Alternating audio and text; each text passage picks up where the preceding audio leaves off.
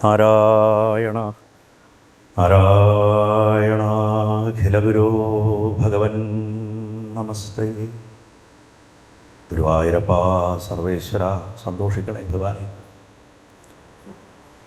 ഓം സ്ഥാപകായ ച ധർമ്മസ്യ സർവധർമ്മസ്വരൂപിണേ അവതാരവരിഷ്ഠായ രാമകൃഷ്ണായ തേ നമഃ.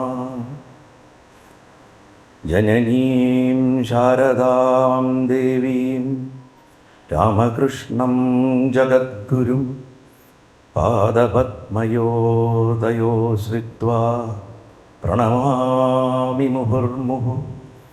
ഭുക്തിമുക്തികൃപാകടാക്ഷപ്രേക്ഷണമഖദലവിദലനദക്ഷം ബാലചന്ദ്രധരമിന്ദു വന്ദ്യമിഹ നൗമി ഗുരു വിവേകാനന്ദം. എല്ലാവരെയും ഗുരുവായൂരപ്പനായിട്ട് കണ്ട് മനസ്സുകൊണ്ട് സാഷ്ടാംഗം നമസ്കരിക്കണം. ശ്രീരാമകൃഷ്ണദേവൻ്റെ ചൈതന്യം തുടിക്കണ ഈ പുണ്യവേദിയിൽ ധർമ്മത്തിൻ്റെയും ഭക്തിയുടെയൊക്കെ കഥ പറയാനുള്ള അല്ലെങ്കിൽ അതുമായിട്ട് ബന്ധപ്പെട്ടിട്ട് ഏതാനും നിമിഷങ്ങൾ സംസാരിക്കാനൊരു അവസരം കിട്ടിയതിൽ മനസ്സ് നിറഞ്ഞ സന്തോഷം. വ്യക്തിപരമായിട്ട് എനിക്കൊരുപാട് ബന്ധമുള്ള ഒരു പ്രസ്ഥാനമാണ് ശ്രീരാമകൃഷ്ണ പ്രസ്ഥാനം. ഞാൻ വായിച്ചു വളർന്നത് ശ്രീരാമകൃഷ്ണദേവൻ്റെ പുസ്തകങ്ങളാണ്, അല്ലെങ്കിൽ ശാരദാംബാദേവിയുടെ സംഭാഷണങ്ങളാണ്. ഒരു ഡിഗ്രി വ്യത്യാസം എടുത്തു കഴിഞ്ഞാൽ അമ്മയുടെ സംഭാഷണങ്ങൾ എനിക്ക് ഭഗവാന്റെ സംഭാഷണങ്ങളെക്കാട്ടിലും കൂടുതൽ റിലേറ്റ് ചെയ്തിരുന്നു ചെറുപ്പത്തിൽ. പ്രത്യേകിച്ചിട്ട് ഒരു ചൂലെടുത്തിട്ട് വൃത്തിയായിട്ട് വീടിൻ്റെ മുറ്റം തൂത്തുവാരുന്നതാണ് യഥാർത്ഥത്തിലുള്ള സാധന എന്ന് അമ്മ പറയുന്നതൊക്കെ, അല്ലെങ്കിൽ എങ്ങനെ ജപിക്കണം എന്നുള്ളതിന് അമ്മ വീട്ടിൽ അടുക്കളയിൽ ജോലി ചെയ്യുന്നവർക്കൊക്കെ പറഞ്ഞു കൊടുക്കുന്നതൊക്കെ ജീവിതത്തിൽ പകർത്താൻ വളരെ ചെറുപ്പത്തിൽ ഞാൻ ശ്രമിച്ചിരുന്നു ഒരു കാലഘട്ടത്തിൽ. എൻ്റെ അമ്മ ഏകദേശം അമ്മയുടെ 2ാം ക്ലാസ് വരെ 3ാം ക്ലാസ് വരെ പഠിച്ചത് പുറനാട്ടുകര ശ്രീരാമകൃഷ്ണ ആശ്രമം സ്കൂളിലായിരുന്നു. അമ്മയുടെ വല്യച്ഛൻ, അച്ഛൻ്റെ ജ്യേഷ്ഠൻ കൃഷ്ണൻകുട്ടി നായർ എന്ന് പറയും, അദ്ദേഹം ശ്രീരാമകൃഷ്ണ മഠം സ്കൂളിൻ്റെ ഹെഡ് മാഷായിരുന്നു അനവധി വർഷം. എൻ്റെ കുട്ടിക്കാലത്തെ മഹാഭാഗ്യങ്ങളിലൊന്നാണ് മൃഡാനന്ദ സ്വാമിജി, ചക്രാനന്ദ സ്വാമിജിയൊക്കെ മടിയിലിരിക്കാനുള്ള, അല്ലെങ്കിൽ അവരുടെ ഉപദേശങ്ങളൊക്കെ അന്ന് ഇട്ടും പൊട്ടൊന്നും മനസ്സിലാവില്ലെങ്കിൽ പോലും കേട്ടുകൊണ്ടിരിക്കാനും. പിന്നീട് വളരെ വർഷങ്ങൾ കഴിഞ്ഞപ്പോൾ സ്വാമിജി പാലക്കാട് വിജ്ഞാനരമണി ആശ്രമത്തിൽ വന്നപ്പോൾ മൃഡാനന്ദജി വിവേകാനന്ദ സൂക്തങ്ങളുടെ മുകളിൽ ഒരു ചുണക്കുട്ടിയായിട്ട് നീ വളരുക എന്ന് എഴുതിയിട്ട് എനിക്ക് അത് തന്നു. ഇന്നലെ വിജ്ഞാനരമണി ആശ്രമത്തിൽ വരുന്ന 5-ാം തീയതി മൃഡാനന്ദജിയുടെ അനുസ്മരണ പ്രഭാഷണം നടത്താൻ എന്നെ ക്ഷണിച്ചു. പക്ഷേ ഗുരുവായൂരപ്പൻ എന്നെ ഗുരുവായൂർ തളച്ചിട്ടിരിക്കുന്ന ദിവസങ്ങളായതുകൊണ്ട് ഞാനത് എനിക്ക് വളരെ സങ്കടത്തോടു കൂടിയിട്ട് ഒഴിയേണ്ടി വന്നു. അപ്പോൾ ഞാൻ പറയുകയും ചെയ്തു, നന്ദാത്മാനന്ദ സ്വാമിജി ഇങ്ങനെ ഒരു ഭാഗ്യം തന്നിട്ടുണ്ട് ഇവിടെ വരാൻ. ഈ ബിൽഡിങ്ങും അതെ, കാരണം ഞാൻ ഈ ബിൽഡിങ്ങിൽ ഇടയ്ക്കിടയ്ക്ക് വരുന്നതാണ്. ഈ മുകളിലുള്ള പുസ്തക കട എന്നെ സംബന്ധിച്ചിടത്തോളം ഒരു തീർത്ഥാടന കേന്ദ്രമാണ്. അപ്പോൾ ഇവിടെ വന്ന ആരും ഉണ്ടാവില്ല, നല്ല സുഖമാണ്. ഞാനിങ്ങനെ പ്രത്യേകിച്ച് മുതുവറ പ്രഭാഷണമൊക്കെ കഴിഞ്ഞിട്ട് പോകുമ്പോൾ ഞാൻ ഇവിടെ വന്ന് 1-1.5 മണിക്കൂറൊക്കെ സ്പെൻഡ് ചെയ്തിട്ടാണ് പോവുക.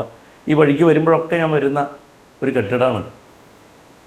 അപ്പം ശ്രീരാമകൃഷ്ണനും ശ്രീരാമനും തമ്മിലുള്ളൊരു ബന്ധം എന്താണെന്നുള്ളത് വളരെ കാലമായിട്ട് കൃഷ്ണനും ശ്രീരാമകൃഷ്ണദേവനും രാമനും ശ്രീരാമകൃഷ്ണദേവനെയും ഈ താരതമ്യ പഠനം നടത്തുക എന്നുള്ള ഒരു ഹോബി വളരെ ചെറുപ്പത്തിലുണ്ടായിരുന്നു.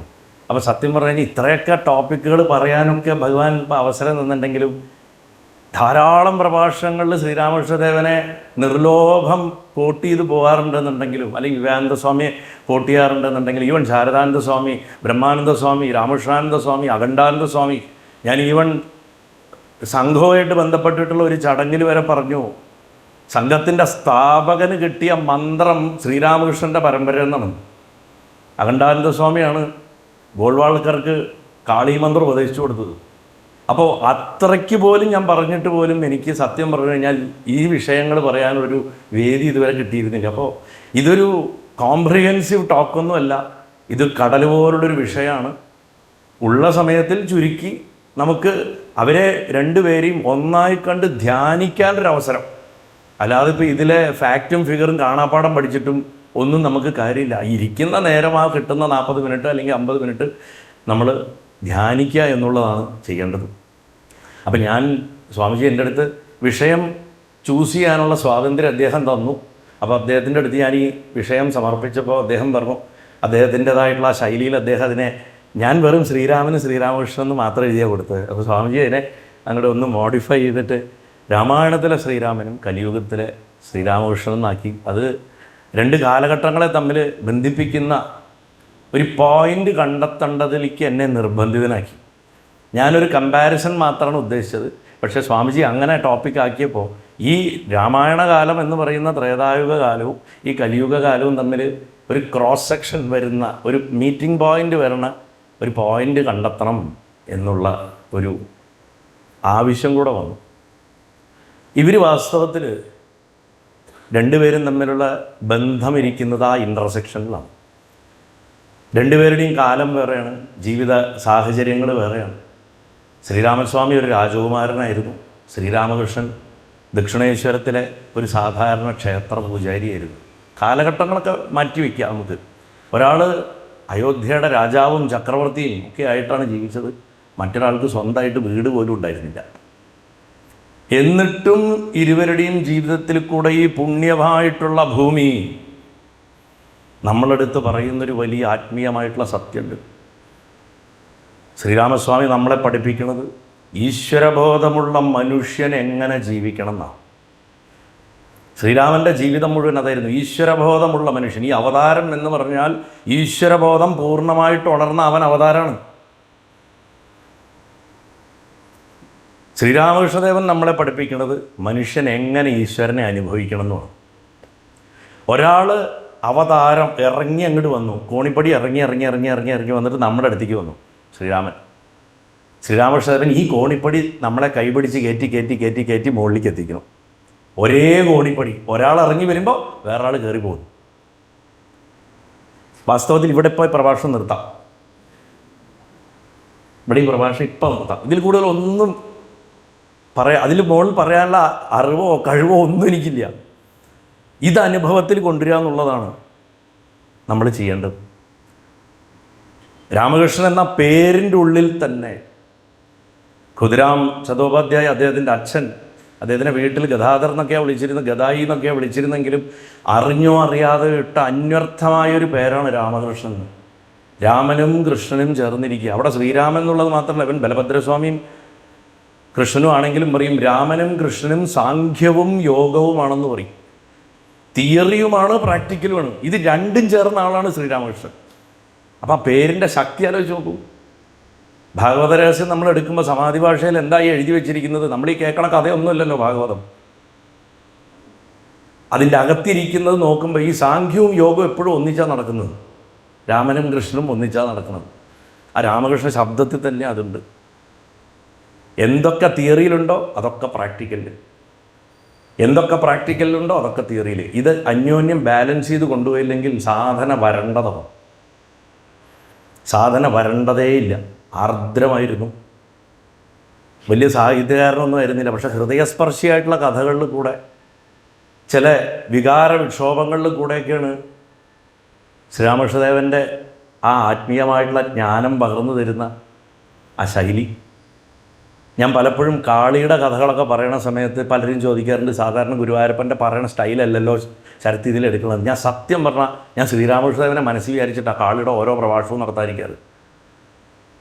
പിന്നെ ഒന്നും അറിയണ്ട, അതങ്ങനെ കൊണ്ടുപോവാണ് നമ്മളെ. ഒരു നദിയിൽ നമ്മുടെ ഒരു പൊങ്ങുതടിവാരി ഇങ്ങനെ കടന്നു കൊടുത്താൽ മതി, അതിങ്ങനെ കൊണ്ടുപോകും. അലകളിൽ എടുത്തെറിഞ്ഞും തട്ടിയും തിരിച്ചും കറക്കിയും ചുഴി കൊണ്ടുപോയും ഒരു ഒഴുക്കാണ്.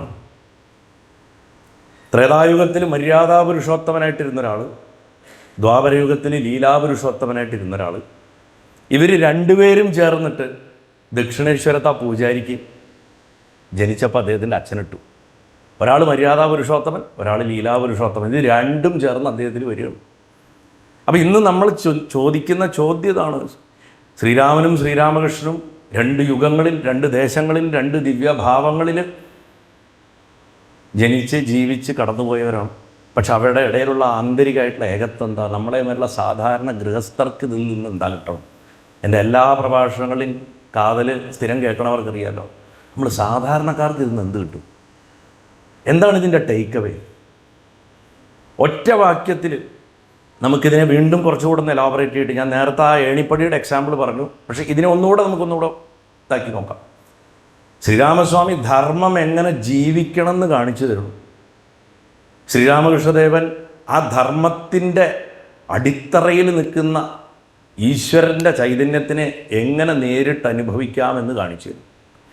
രാമൻ തുടക്കമാണ്, രാമകൃഷ്ണൻ ഒടുക്കാണ്. രാമനിൽ തുടങ്ങുന്ന സാധന അവസാനിക്കുന്നത്, അതിൻ്റെ പൂർണ്ണതയിലെത്തുന്നത്. ശ്രീരാമസ്വാമി ഒരു യാഗമാണെങ്കിൽ അതിൻ്റെ പൂർണ്ണാഹുതിയാണ് രാമകൃഷ്ണൻ. ഒരു സംശയമില്ല. രണ്ടും ഒരേ യാത്ര. ആ യാത്രയുടെ രണ്ട് എൻഡുകളത്. അത് ഈ മഹത്തായ സംസ്കാരം ഉണ്ടാക്കി വെച്ചാണ്. ആ യാത്രയുടെ തുടക്കവും അതിൻ്റെ ഒടുക്കമാണ്. നമുക്കൊക്കെ മാതൃകയാക്കാൻ വേണ്ടിയിട്ട് അതവിടെ it's there, still intact in all its glory and presence. ബാക്കി നമ്മൾ എന്ത് പറഞ്ഞാലും ഇതിൻ്റെ വിശദീകരണങ്ങൾ മാത്രമായിട്ടിരിക്കും. അവതാരത്തിൻ്റെ രണ്ട് രീതികളാണ്. ഗീതയിൽ ഗുരുവായൂരപ്പൻ ആ അവതാര നിയമം കൃത്യമായിട്ട് പറയുന്നുണ്ട്. യഥാ യഥാ ഹി ധർമ്മസ്യ ഗ്ലാനിർഭവതി ഭാരത. എല്ലാവർക്കും അറിയണതാണ്, ധർമ്മത്തിന് ക്ഷയം വരുന്ന സമയത്ത് ഞാൻ അവതരിക്കണമെന്നല്ല പറയേണ്ടത്, ഞാൻ എന്നെ തന്നെ പുനഃസൃഷ്ടിക്കണമെന്ന്. There is a difference. I reinvent myself എന്നാണ് പറയുന്നത്. Because he is everything. എല്ലാമായിരിക്കുന്ന ഒരാൾ എവിടുന്ന് എങ്ങോട്ട് ഇറങ്ങി വരാൻ? ഈ സമസ്ത പ്രപഞ്ചവുമായിട്ട് ഓം വിശ്വം എന്ന് പറഞ്ഞിട്ട് തുടങ്ങണമല്ലേ വിഷ്ണു സഹസ്രനാമം. ഞാൻ ആവർത്തിച്ച് പറയാറുള്ള ഭഗവാന്റെ ഏറ്റവും വലിയ വിഗ്രഹം ഈ പ്രപഞ്ചം തന്നെയാണ്. നമ്മളതിൻ്റെ ഭാഗങ്ങൾ മാത്രമാണ്. ഞാൻ പലപ്പോഴും തമാശയ്ക്ക് പറയാറില്ല, സ്ഥിരം പറയാറില്ല, ഞാനും എൻ്റെ മൂക്കും കൂടെ കല്യാണത്തിന് പോയി എന്ന് പറയാറില്ലല്ലോ. അതുമാതിരിയാണ് ഞാനും ഭഗവാനും, ഞാനും പ്രകൃതിയും, മനുഷ്യനും പ്രകൃതിയും എന്നൊക്കെ പറയുന്നത് ശുദ്ധ നോൺസെൻസാണ്. അപ്പം അങ്ങനെയുള്ള വിശ്വത്തിൻ്റെ സ്വരൂപത്തിലിരിക്കുന്ന ഈശ്വരൻ എവിടുന്ന് എങ്ങോട്ട് ഇറങ്ങി വരാൻ? തന്നെ പുനർനിർമ്മിക്കൽ മാത്രമേ ചെയ്യുന്നുള്ളൂ. ഒരു പുനഃസൃഷ്ടി, വീണ്ടും സൃഷ്ടിക്കും. പക്ഷെ എന്തിനു വരുന്നു എന്നുള്ളത് മാത്രമല്ല, ഒരവതാരം എങ്ങനെ പ്രവർത്തിക്കണു എന്നുള്ളതും പ്രധാനമാണ്. അതുകൊണ്ടാണ് അവതാരങ്ങളുടെയൊക്കെ പ്രവർത്തന ശൈലി എല്ലാം വ്യത്യസ്ത. രാമൻ കൃഷ്ണനെ മാതിരിയാണോ പ്രവർത്തിച്ചത്? പരശുരാമൻ കൃഷ്ണനെ മാതിരിയാണോ പ്രവർത്തിച്ചത്? മത്സ്യമോ നരസിംഹമോ കൃഷ്ണനെ മാതിരിയാണോ പ്രവർത്തിച്ചത്? നരസിംഹവും കൃഷ്ണനും തമ്മിൽ നല്ല സാമ്യതയുണ്ട്. അത് പഠിക്കേണ്ട വിഷയമാണ്. സത്യം പറഞ്ഞു കഴിഞ്ഞാൽ ഒരു കണ്ണാടി കാണുന്ന പ്രതിബിംബം തന്നെ. കൃഷ്ണൻ കണ്ണാടി നോക്കിയാൽ നരസിംഹത്തിനെ കാണും. അതിപ്പോഴും മനസ്സിലാക്കാൻ സാധിക്കാത്തതിൻ്റെ കുഴപ്പമാണ് നമ്മുടെ ഇവിടെ ഭക്തിപ്രസ്ഥാനങ്ങൾ ചെയ്തുകൊണ്ടിരിക്കുന്നത്. അപ്പോൾ ഒരവതാരം മാതൃകയായിട്ട്, ഒരു വഴികാട്ടിയായിട്ട് പ്രവർത്തിക്കുന്നു. മനുഷ്യൻ എങ്ങനെ ജീവിക്കണമെന്നും സ്വന്തം ജീവിതം കൊണ്ട് നമുക്ക് മുന്നിൽ നടന്നു കാണിക്കുന്നു. ഇത് ശ്രീരാമൻ. പക്ഷെ കലിയുഗത്തിൽ വരുമ്പോൾ രാമൻ്റെ ജീവിതം പോലും നമുക്ക് മോഡൽ ലൈഫായിട്ട് പറയാൻ പറ്റില്ല. ഭട്ടതിരി പോലും അതുകൊണ്ടാണ് കളിയാക്കിയത്. ഗുരുവായൂരപ്പനെ ആകെ ഒരു സ്ഥലത്താണ് ഭട്ടതിരി കുത്തുന്നത്. ധർമ്മത്തിൽ അമിതമായ ശ്രദ്ധ വന്നാലും കാമമുണ്ടായാലും മനുഷ്യൻ കഷ്ടപ്പെടുന്നു കാണിക്കാനല്ലേ നീ രാമാവതാരം എടുത്തതെന്ന് ചോദിച്ചിട്ടാണ് നാരായണീയത്തിൽ ആ ദശകം അവസാനിപ്പിക്കണത്. ഭഗവാൻ ഒന്നും മിണ്ടാതെ തല കുമ്പിട്ട് നിൽക്കുകയാണ്. അല്ലെങ്കിൽ എന്ത് പറഞ്ഞാലും ഭട്ടതിരി താൻ പറഞ്ഞത് ശരിയാണെന്നോ അല്ലെങ്കിൽ ശരിയല്ല എന്നോ അല്ലെങ്കിൽ ചിരിക്കുകയെ ഒക്കെ ചെയ്യുന്ന ഭഗവാൻ ഇതിന് മാത്രം നിശബ്ദനാണ്. ശ്രീരാമൻ്റെ ധർമ്മം മൂർത്തിമത്തായിട്ട് മാറുന്ന നിമിഷങ്ങളുണ്ട്. വാൽമീകി രാമായണത്തിൽ മാരീചനാണ്, അവൻ അസുരനാണ്. ഈ രാമായണത്തിൽ ഏറ്റവും വലിയ ട്വിസ്റ്റ് ഉണ്ടാക്കുന്ന ആളാണ്. രണ്ടല്ല 3 പേരെ ശരിക്കും ട്വിസ്റ്റ് ഉണ്ടാക്കുന്നവർ. മന്ധര, ശൂർപ്പണക, മാരീചൻ. ഇവരാണ് ട്വിസ്റ്റുകളുടെ ആൾക്കാർ. നമ്മൾ ട്വിസ്റ്റിന് സിനിമയ്ക്ക് കഥ എഴുതുമ്പോൾ ട്വിസ്റ്റിനുള്ള ആൾക്കാരെ കൊണ്ടുവരും, അല്ലെങ്കിൽ മൊമെൻറ്റുകൾ കൊണ്ടുവരും സ്ക്രീൻ പ്ലേയിൽ. അതുപോലെ വരുന്നതാണ്. വാസ്തവത്തിൽ അവർ 3 പേരും ഭഗവാന്റെ ഏറ്റവും പ്രിയപ്പെട്ടവരാണ്. കഥയിലെ ഏറ്റവും പ്രധാന റോള് പ്ലേ ചെയ്തിട്ട് നാട്ടുകാരുടെ മുഴുവൻ ചീത്ത വാങ്ങുമ്പോഴും അവർ ഈശ്വര സേവനം ചെയ്തിട്ട് ഭൂമിയിൽ നിന്ന് കടന്നു പോകണവരാണ്. ശൂർപ്പണകയൊക്കെ നമ്മൾ ഇൻ്റർപ്രറ്റ് ചെയ്യുന്നത് തന്നെ മഹാബദ്ധത്തിലാണ്. അതൊക്കെ ശൂർപ്പണക മാത്രം പറയാനുള്ള ഒരു വിശേഷമായിട്ടുള്ളൊരു വിഷയമാണ്. അപ്പോൾ മാരീചൻ പറയുകയാണ് രാവണൻ്റെ അടുത്ത് ചെന്നിട്ട് ശ്രീരാമനെക്കുറിച്ചുള്ള ഏറ്റവും വലിയൊരു സത്യം, രാമോ വിഗ്രഹവാൻ ധർമ്മ സാധുസത്യപരാക്രമ. രാമൻ ധർമ്മം ശരീരമെടുത്ത് നിൽക്കണവനാണ്. ധർമ്മം ഒരു ഗ്രന്ഥത്തിലെ നിയമമല്ല, അത് നടക്കണു, സംസാരിക്കണു, ക്ഷമിക്കണു. അതാണ് രാമൻ. പ്രപഞ്ചത്തിൻ്റെ ഡിവൈൻ ഓർഡറാണ്. പ്രപഞ്ചം മുഴുവൻ എല്ലാറ്റിലും വ്യാപിച്ചു കിടക്കണ ബോധം എന്നൊരു വസ്തു ഉണ്ടെന്ന് ആചാര്യന്മാർക്ക് അവരുടെ സൂക്ഷ്മ നിരീക്ഷണങ്ങളിൽ കൂടെ അകത്തേക്ക് നോക്കിയിട്ട് അവർ കണ്ടെത്തി. അങ്ങനെ ഒന്നുള്ളത് വികസിച്ചു കൊണ്ടിരിക്കണമെന്ന് മനസ്സിലാക്കിയപ്പോൾ അതിനെ ബ്രഹ്മം എന്ന് വിളിച്ച്, അങ്ങനെ ഒന്നുണ്ടെന്ന് ഉറപ്പിച്ച് പറഞ്ഞപ്പോൾ അതിന് സത്യം എന്നൊരു പേര് കൊടുത്ത്, അതിനെ തിരിച്ചറിയാനുള്ള മാർഗമായിട്ടൊരു താളത്തെ കണ്ടെത്തി. ഇതാ ഈ വേദിയുടെ പേരൻ, അതാണ് ഋതം. ആ ഋതത്തിനൊരു നിയമമുണ്ടെന്ന് കണ്ടെത്തി, അതിന് ധർമ്മം എന്ന് പേരിട്ട്. ഭാരതീയമായിട്ടുള്ള ചിന്തയുടെ അടിത്തറയത്. അതുകൊണ്ട് എഴുതി രാമോ വിഗ്രഹവാൻ ധർമ്മ സാധു സത്യപരാക്രമ രാജാ സർവസ്യ ലോകസ്യ ദേവാനാമിവ വാസവ. വാൽമീകിയുടെ മനോഹരമായിട്ടുള്ള ശ്ലോകം അരണ്യകാണ്ഡത്തിൽ 37ാമത്തെ സർഗത്തിലെ 13ാമത്തെ ശ്ലോകം. മാരീചൻ രാവണൻ്റെ അടുത്ത് രാമൻ്റെ മാഹാത്മ്യം പറയുക. ധർമ്മത്തിന് ശരീരമുണ്ടായാൽ രാമനാണ്, സത്യത്തിനൊരു മുഖമുണ്ടായാൽ രാമൻ്റെ മുഖമാണ്, കരുണയ്ക്കും നീതിക്കും മര്യാദയ്ക്കും ഒക്കെ ഒരു രൂപം കൊടുത്തു കഴിഞ്ഞാൽ അത് ശ്രീരാമനാണ്. അതുകൊണ്ട് മഹർഷിമാർ രാമനെ വെറും ഒരു രാജാവായിട്ട് വിശേഷിപ്പിക്കേണ്ട ധർമ്മത്തിൻ്റെ വിഗ്രഹം തന്നെ പറഞ്ഞു വെച്ചിരിക്കുന്നു. സാധുസത്യപരാക്രമ എന്ന് പറഞ്ഞ അവിടെ സത്യം തന്നെയാണ് ഏറ്റവും വലിയ ശക്തി എന്ന് നമ്മളെ പഠിപ്പിച്ചിട്ടുണ്ട്. ആയുധങ്ങളുടെ ബലമല്ല, സത്യത്തിൻ്റെ ബലം കൊണ്ടാണ് അദ്ദേഹം പരാക്രമം ചെയ്തിട്ടുള്ളത്. രാമബാണം സത്യത്തിൻ്റെ മൊനയുള്ളതാണ്. രാജാ സർവസ്യ ലോകസ്യ. ഞാൻ അധികം വിസ്തരിക്കാതെ ചുരുക്കി പറയാം ആ ഭാഗങ്ങളൊക്കെ. ഒരു രാജ്യത്തിൻ്റെ അതിർത്തികൾക്കപ്പുറത്തുള്ള മറ്റൊരു രാജ്യത്തിനെയാണ് സൂചിപ്പിക്കുന്നത്. അധികാരം കൊണ്ട് മാത്രമല്ല, സ്നേഹവും നീതിയും ജനഹൃദയങ്ങൾ കീഴടക്കുന്ന കരുണയുമുള്ള യഥാർത്ഥ രാജാവ്. രാമൻ്റെ രാജ്യം ഹൃദയത്തിലാണ്. രാമൻ്റെ രാജ്യം ഒരു പൊളിറ്റിക്കൽ എൻറ്റിറ്റിയേ അല്ല ശരിക്കും. വാൽമീകി എവിടെയും അങ്ങനെ ഒരു സൂചന കൊടുത്തിട്ടില്ല. അതിൻ്റെ വിത്ത് വീഴേണ്ടത് നമ്മുടെ ഹൃദയത്തിലാണ്. ദേവാനാമിവ വാസവ എന്നാണ് പറഞ്ഞിരിക്കുന്നത്. ദേവന്മാരുടെ ഇടയിൽ ഇന്ദ്രനുള്ള സ്ഥാനത്തിന് സമാനമായിട്ടുള്ള മഹത്വം മന്നവേന്ദ്രൻ അല്ലെങ്കിൽ മാനവേന്ദ്രനായിട്ട് രാമനുണ്ട് എന്ന് സൂചിപ്പിച്ചിരിക്കുന്നു. ആ മഹത്വമൊന്നും അധികാരത്തു നിന്നല്ല വന്നിരിക്കുന്നത്, വിനയത്തുനിന്നും കരുണയെന്നും ധർമ്മനിഷ്ഠയെന്നുമാണ് ഉദിച്ചതെന്ന് പറയാനാണ് ആ ശ്ലോകങ്ങളിൽ ശ്രമിച്ചിട്ടുള്ളത്. അപ്പോൾ രാമനെ ആരാധിക്കുന്നതിലും മഹത്തരം രാമൻ്റെ ധർമ്മം ആചരിക്കുന്നതല്ലേ എന്നൊരു ചോദ്യമുണ്ട്. ഇപ്പോൾ ഈ അടുത്ത് കേരള ക്ഷേത്ര സംരക്ഷണ സമിതിയുടെ ഒരു സംസ്ഥാനതല രാമായണ മാസം ഉദ്ഘാടനം ചെയ്യാനൊരു ഭാഗ്യമുണ്ടായി. അപ്പോൾ തിരുവനന്തപുരത്ത് വിഷയം രാമരാജ്യമായിരുന്നു. അപ്പോൾ അന്ന് സൂചിപ്പിച്ചൊരു കാര്യം, രാമൻ്റെ ധർമ്മം അനുഷ്ഠിക്കുക എന്നുള്ളതാണ് നമ്മുടെയൊക്കെ ഏറ്റവും പ്രധാനപ്പെട്ട കാര്യം. പ്രത്യേകിച്ച് രാമായണ മാസത്തിൽ നമ്മൾ രാമനെ കുറിച്ചിട്ട് വാദോരാതെ സംസാരിക്കുകയും ഗ്രന്ഥമെടുത്ത് പകുത്ത് വയ്ക്കുകയൊക്കെ ചെയ്യുമ്പോൾ നമ്മൾ മറക്കുന്നൊരു കാര്യമുണ്ട്. ഏറ്റവും കൂടുതൽ ഇന്ന് ബുദ്ധിമുട്ടുന്നത്, ആത്മഹത്യ ചെയ്യുന്നത്, രോഗം വരുന്നത്, അല്ലെങ്കിൽ അതിനൊരു സാമ്പത്തിക സഹായം കിട്ടാത്തത്, വീടുകൾ ജപ്തിക്ക് പോകുന്നത്, പട്ടിണി കിടക്കുന്നത് മുഴുവൻ ഹിന്ദുക്കളാണ്. കാരണം ഞാൻ പല സ്ഥലത്തും പറയാറുള്ളത് പോലെ ഞാൻ പ്രസംഗിക്കുക മാത്രം ചെയ്യണ ആളല്ല. ഒരുപാട് അകത്തേക്ക് ഇറങ്ങിച്ചെന്ന് ആദിവാസികളുടെ ഇടയിലും ഒക്കെ നമ്മളാവുന്നത് ചെയ്യാൻ തുടങ്ങിയ ഒരു കാലം വന്നപ്പോഴാണ് മനസ്സിലായത്, വിശപ്പ് കൊണ്ട് മതം മാറുന്നവരുണ്ട് നമ്മുടെ നാട്ടിൽ. വിശപ്പ് കൊണ്ട് പാലക്കാടിൻ്റെ കിഴക്കൻ പ്രദേശങ്ങളിൽ വന്നാൽ നിങ്ങൾക്ക് കാണാം, വിശപ്പ് കൊണ്ട് ഫുഡ് തരാം എന്ന് പറഞ്ഞിട്ട് മതം മാറ്റുന്ന സ്ഥലങ്ങളുണ്ട്. ഞാൻ കൊണ്ടുപോയി കാണിച്ചു തരാം.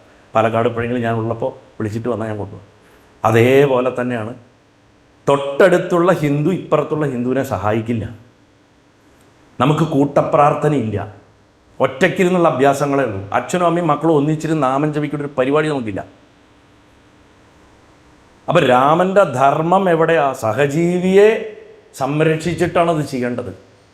ദരിദ്രനാരായണന്മാരെ സേവിക്കാനാണ് വിവേകാനന്ദ സ്വാമി നമ്മളെ പഠിപ്പിച്ചത്. സന്ദർഭവശാ പറഞ്ഞു എന്നുള്ളൂ. രാമൻ്റെ ധർമ്മം എന്താണെന്ന് ചോദിച്ചാൽ ആ സഹോദരഭാവത്തിൽ ഭഗവാനെ തന്നെ കാണാൻ സാധിക്കുക എന്നുള്ളതാണ്. ഏറ്റവും ബുദ്ധിമുട്ടുന്നവൻ, രോഗം കൊണ്ട് കഷ്ടപ്പെടുന്നവൻ, നമ്മൾ ജാതി പറഞ്ഞിട്ടാണ് കളിക്കുന്നത്. മിനിങ്ങാന്ന് എനിക്കൊരു അനുഭവം ഉണ്ടായി. ഒരു പാചകം ചെയ്യുന്നൊരു സ്ത്രീ, ഒരു ജാതിയിൽപ്പെട്ടവരവർ, അവരുടെ ഭർത്താവ് വേറൊരു ജാതിയിൽപ്പെട്ട ഒരാളാണ്. എനിക്കിതൊന്നും അറിയില്ല. അവർക്ക് അമലയിൽ, പാലക്കാടാണ്, അവർക്ക് അമലയിൽ 6 കീമോ ഉണ്ട്. ഒരു കീമോന് ഒരു സർട്ടൺ പൈസ വേണം, അനവധി മാസം കൊണ്ടാണ്. ഒരു സ്ഥലത്തൊന്നും അവർക്ക് ഫണ്ടാവാത്ത കാരണം നമ്മൾ ഒരു കീമോയിനുള്ള കൊടുത്തു. അവർ കീമോ കഴിഞ്ഞ് വന്നു. അപ്പോൾ ഓഫീസിലാണ് പോയത്, ഞാനുണ്ടായിരുന്നില്ല. അവർ ആ സന്തോഷം പറയാൻ പോയപ്പോൾ അവർ പറഞ്ഞ കഥയാണ്. അവരുടെ ഭർത്താവിൻ്റെ ജാതിയുടെ ആ സമുദായത്തിൻ്റെ സംഘടനയുണ്ട്, അവിടെ ധനസഹായമുണ്ട്.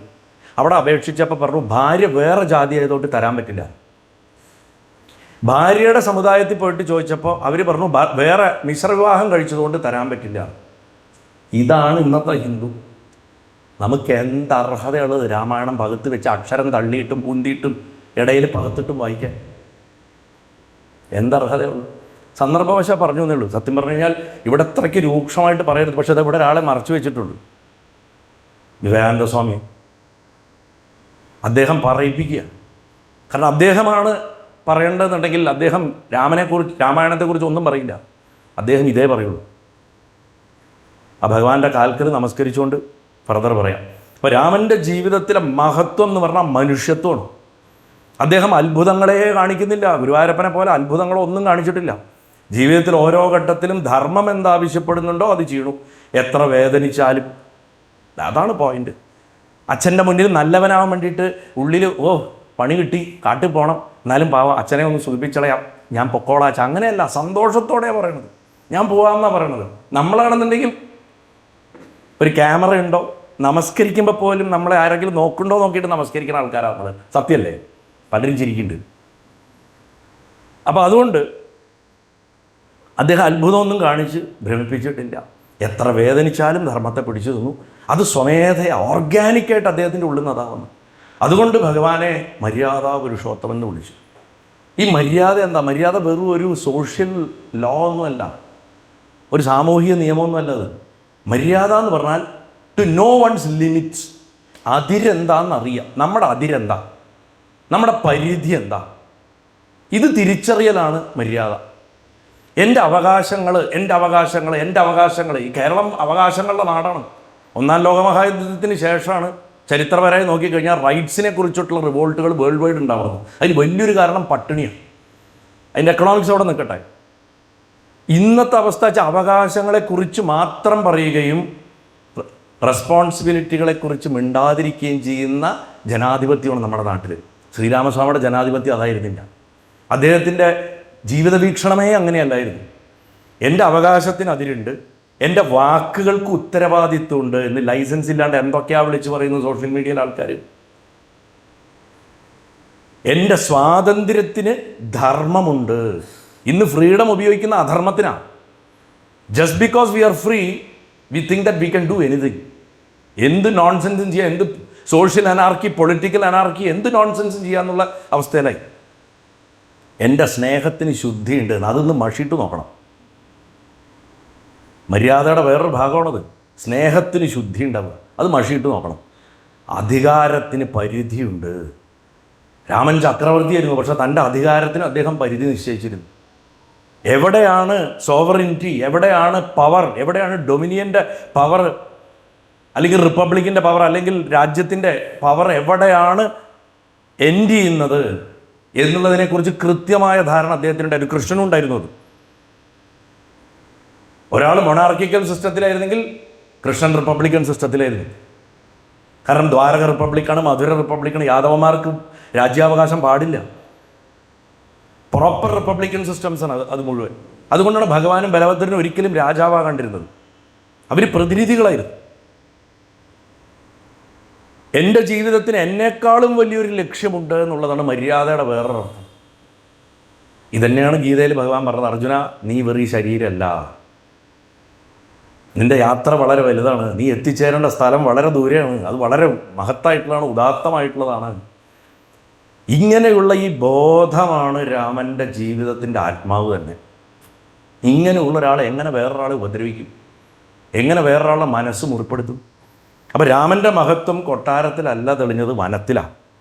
ഒരു യുവരാജാവ്, നാളെ കിരീടം ചൂടേണ്ട ഒരു ചെറുപ്പക്കാരൻ ഒറ്റ രാത്രി കൊണ്ട് 14 വർഷത്തെ വനവാസത്തിന് കാട്ടിലേക്ക് അങ്ങോട്ട് എടുത്തെറിയപ്പെട്ടു.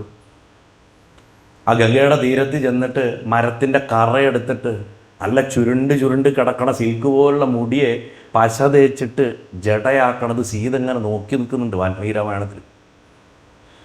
അന്ന് അവർക്ക് രണ്ടുപേർക്കും വയസ്സത്ര തന്നെയുണ്ട്, 16 വയസ്സോ 17 വയസ്സോ. അപ്പോൾ ഭഗവാൻ ഏകദേശം 29-30 വയസ്സിൻ്റെ ഇടയിലാണ് രാവണനെ വധിക്കുന്നത്. ആ വനവാസത്തിൻ്റെ അവസാന കാലം.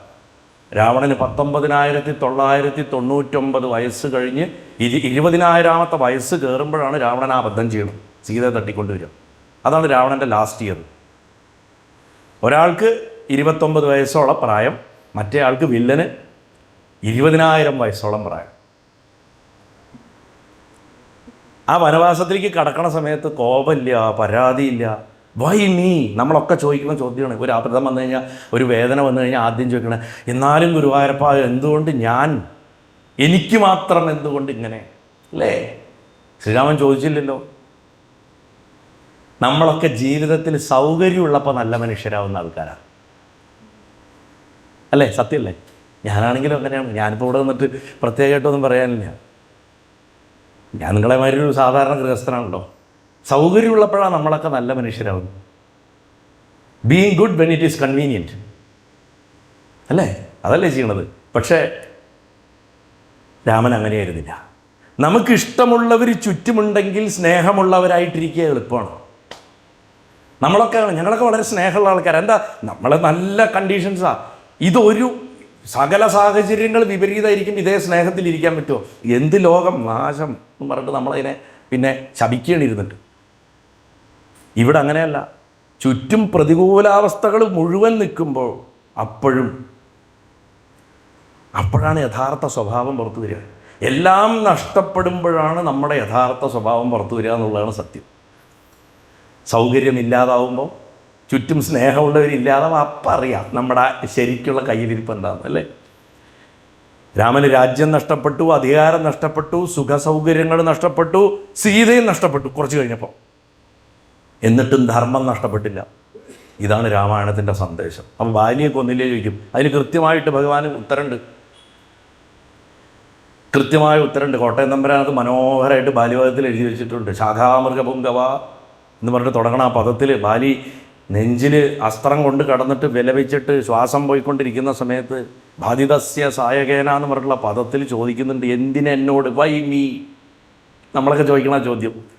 അപ്പം പറയുന്നുണ്ട്, ഭരതൻ്റെ സാമ്രാജ്യത്തിൽ സ്വന്തം സഹോദരൻ്റെ ഭാര്യയാക്കി വെച്ചുകൊണ്ടിരിക്കുക എന്നുള്ള കുറ്റം ചെയ്തതിന് ഭരതൻ്റെ സേവകനായിട്ടുള്ള ഞാൻ നിന്നെ വധിച്ചിരിക്കുന്നു എന്നാണ് കൃത്യമായിട്ടുള്ള ആൻസറാണ്. അതുകൊണ്ടാണ് നിന്നെ ഞാൻ വധിച്ചത്. നീ ധർമ്മവിരുദ്ധമായിട്ട് പ്രവർത്തിച്ചു. കൃത്യമായിട്ടുള്ള ലോജിക്ക്. അപ്പോഴാണ് ഭഗവാന്റെ സ്വരൂപം മനസ്സിലാക്കുക.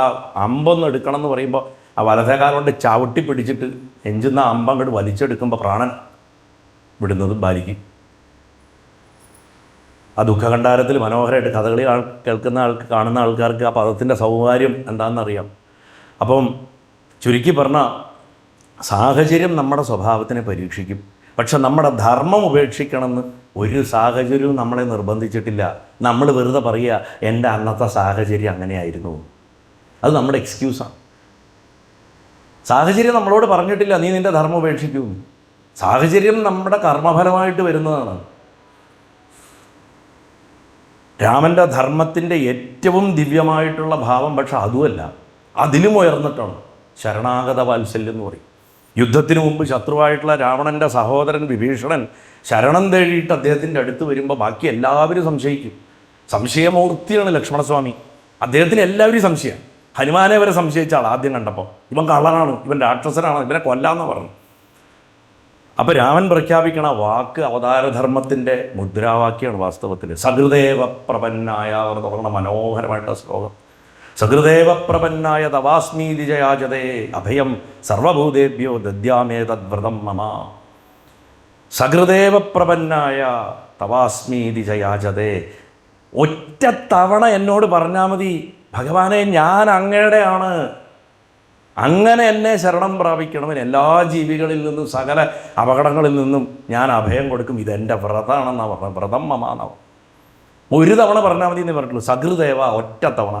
ഹൃദയം കൊണ്ട് പറയണം ഞാൻ അങ്ങയുടേതാണെന്ന്. അങ്ങനെ പറഞ്ഞാൽ ബാക്കിയൊക്കെ ഭഗവാന്റെ ഉത്തരവാദിത്വമാണ്. ഇതന്നെയല്ലേ വേദം നമ്മളെ പഠിപ്പിച്ചത്. അഗ്നയേ ഇതം നമഃ, എൻ്റെ അല്ല നിൻ്റെയാണ്. നമഃ ശിവായ, ശിവനേ ഇതെൻ്റെ അല്ല നിൻ്റെയാണ്. അനവധി അർത്ഥങ്ങളുണ്ട് പഞ്ചാക്ഷരത്തിന്. അതിലൊരർത്ഥം എന്താണ്? ഒന്നും എൻ്റെ അല്ല നിൻ്റെയാണ് ശിവനേന്ന്. നമഃ ശിവായ, അങ്ങനെയും അർത്ഥം എടുക്കാറുണ്ട്. അതുകൊണ്ട് നമ്മൾ ഓർത്ത് വെക്കേണ്ട, ഇന്നത് കഴിഞ്ഞ് ഹാളിൽ നിന്ന് പുറത്തു പോകുമ്പോഴും ഈ സഹൃദേവ പ്രപന്നായ എന്നുള്ളതാണ് നമ്മുടെ കയ്യിൽ കിട്ടണ ഏറ്റവും വലിയ കീ. ഒറ്റത്തവണ തീർപ്പാക്കൽ പദ്ധതി എന്ന് പറയില്ലേ, അപ്പം നമ്മുടെ സകല പ്രശ്നങ്ങളും അവിടെ അവസാനിക്കും. ഒരു തവണ പറഞ്ഞാൽ മതി ഉള്ളിൻ്റെ ഉള്ളിൽ നിന്ന്, ഭഗവാനെ ഞാൻ നിൻ്റെയാണ്, എന്നെ രക്ഷിക്കണമെന്നോ ഞാൻ ശരണം പ്രാപിക്കണോ ഒന്നുമല്ല പറയുന്നത്, ഞാൻ നിൻ്റെയാണ്. ഇത് പറഞ്ഞ ആളാണ് ശ്രീരാമകൃഷ്ണൻ. അതിനാണ് ഞാൻ ഇത്രയും നേരം പറഞ്ഞത്. ഇതങ്ങനെ പറഞ്ഞൊരാൾക്ക് എന്ത് സംഭവിക്കാം? ഓ, ഇങ്ങനെ പറഞ്ഞിട്ട് ഇപ്പം എന്താ കാര്യം ചോദിച്ചതാ, കാണൂ, ആ തേജോമയമായിട്ടുള്ള രൂപത്തെ കാണൂ എന്ന് പറഞ്ഞിട്ട് കാണിക്കാം നമുക്കിതിനെ. ഈശ്വരൻ അനുഭവമായിട്ട് മാറുന്നത് ഞാൻ നിൻ്റെയാണെന്ന് പറയുമ്പോൾ ഒരിക്കൽ പറഞ്ഞാൽ മതി എന്നാണ് പറഞ്ഞത്.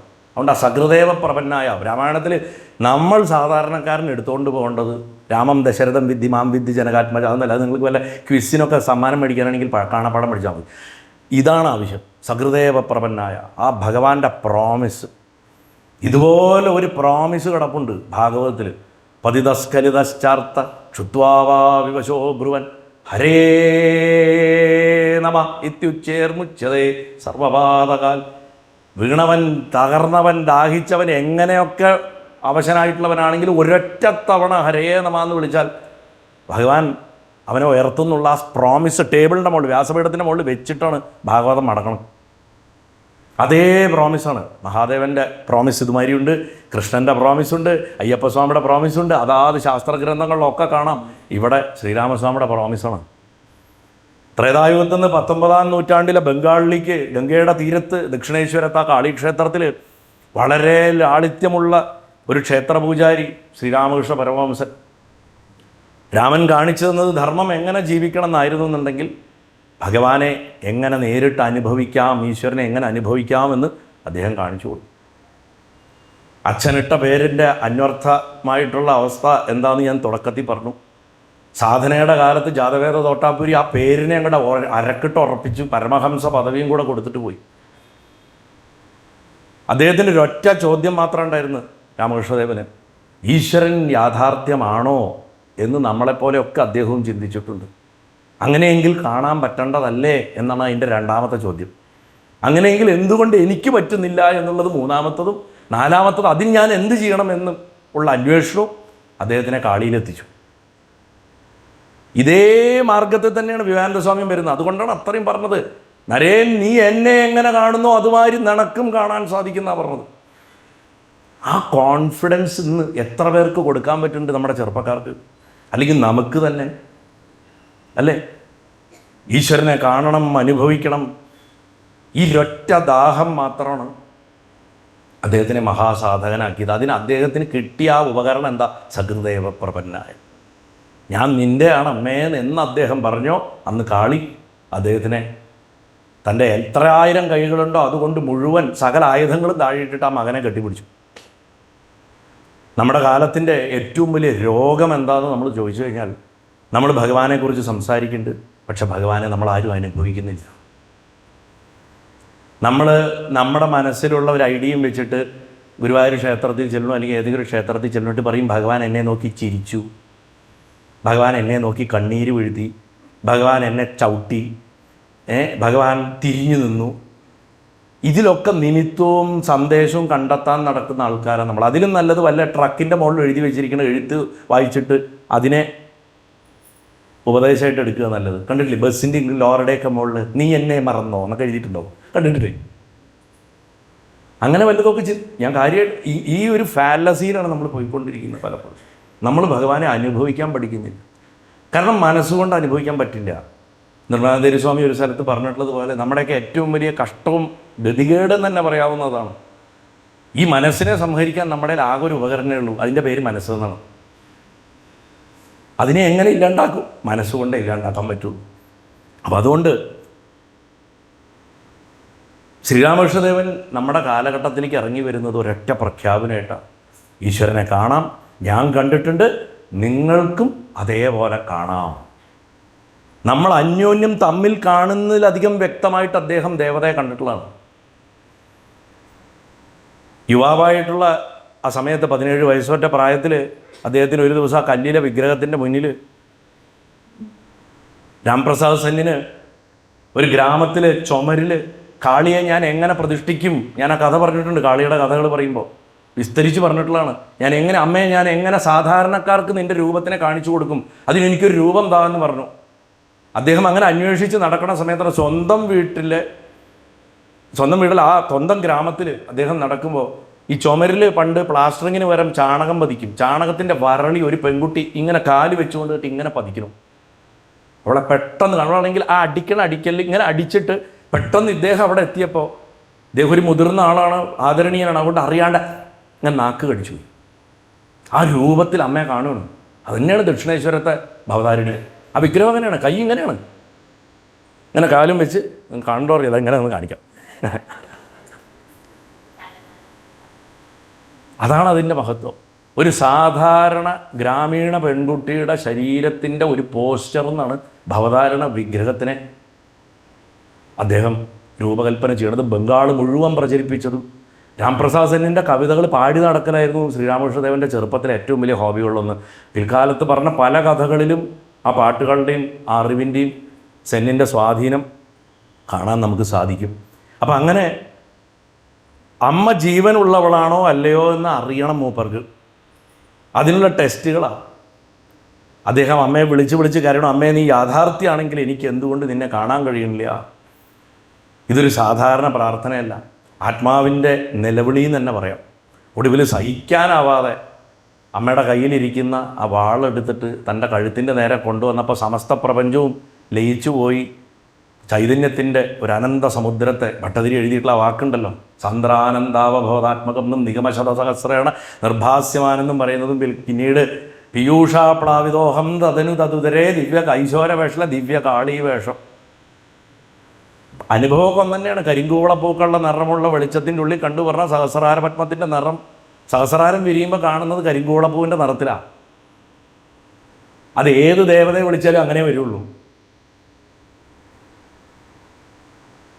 ആ അനുഭവം തന്നെയാണ് എഴുതി വെച്ചിരിക്കുന്നത്, അത് തന്നെ ഇവിടെ. അപ്പം ഇങ്ങനെ മനോഹരമായിട്ടുള്ളൊരു സമാന്തരമായിട്ടുള്ള കാഴ്ച നമുക്ക് കാണാൻ സാധിക്കും. രാമൻ സീതയെ തൻ്റെ ശക്തിയെ അന്വേഷിച്ച് വനത്തിൽ അലഞ്ഞു. ശ്രീരാമകൃഷ്ണദേവൻ നമ്മുടെ ഉള്ളിലൊക്കെ കുടികൊള്ളണ ശക്തി അന്വേഷിച്ചിട്ട് ആത്മാവിൻ്റെ കാട്ടിലലഞ്ഞതെന്ന് മാത്രം.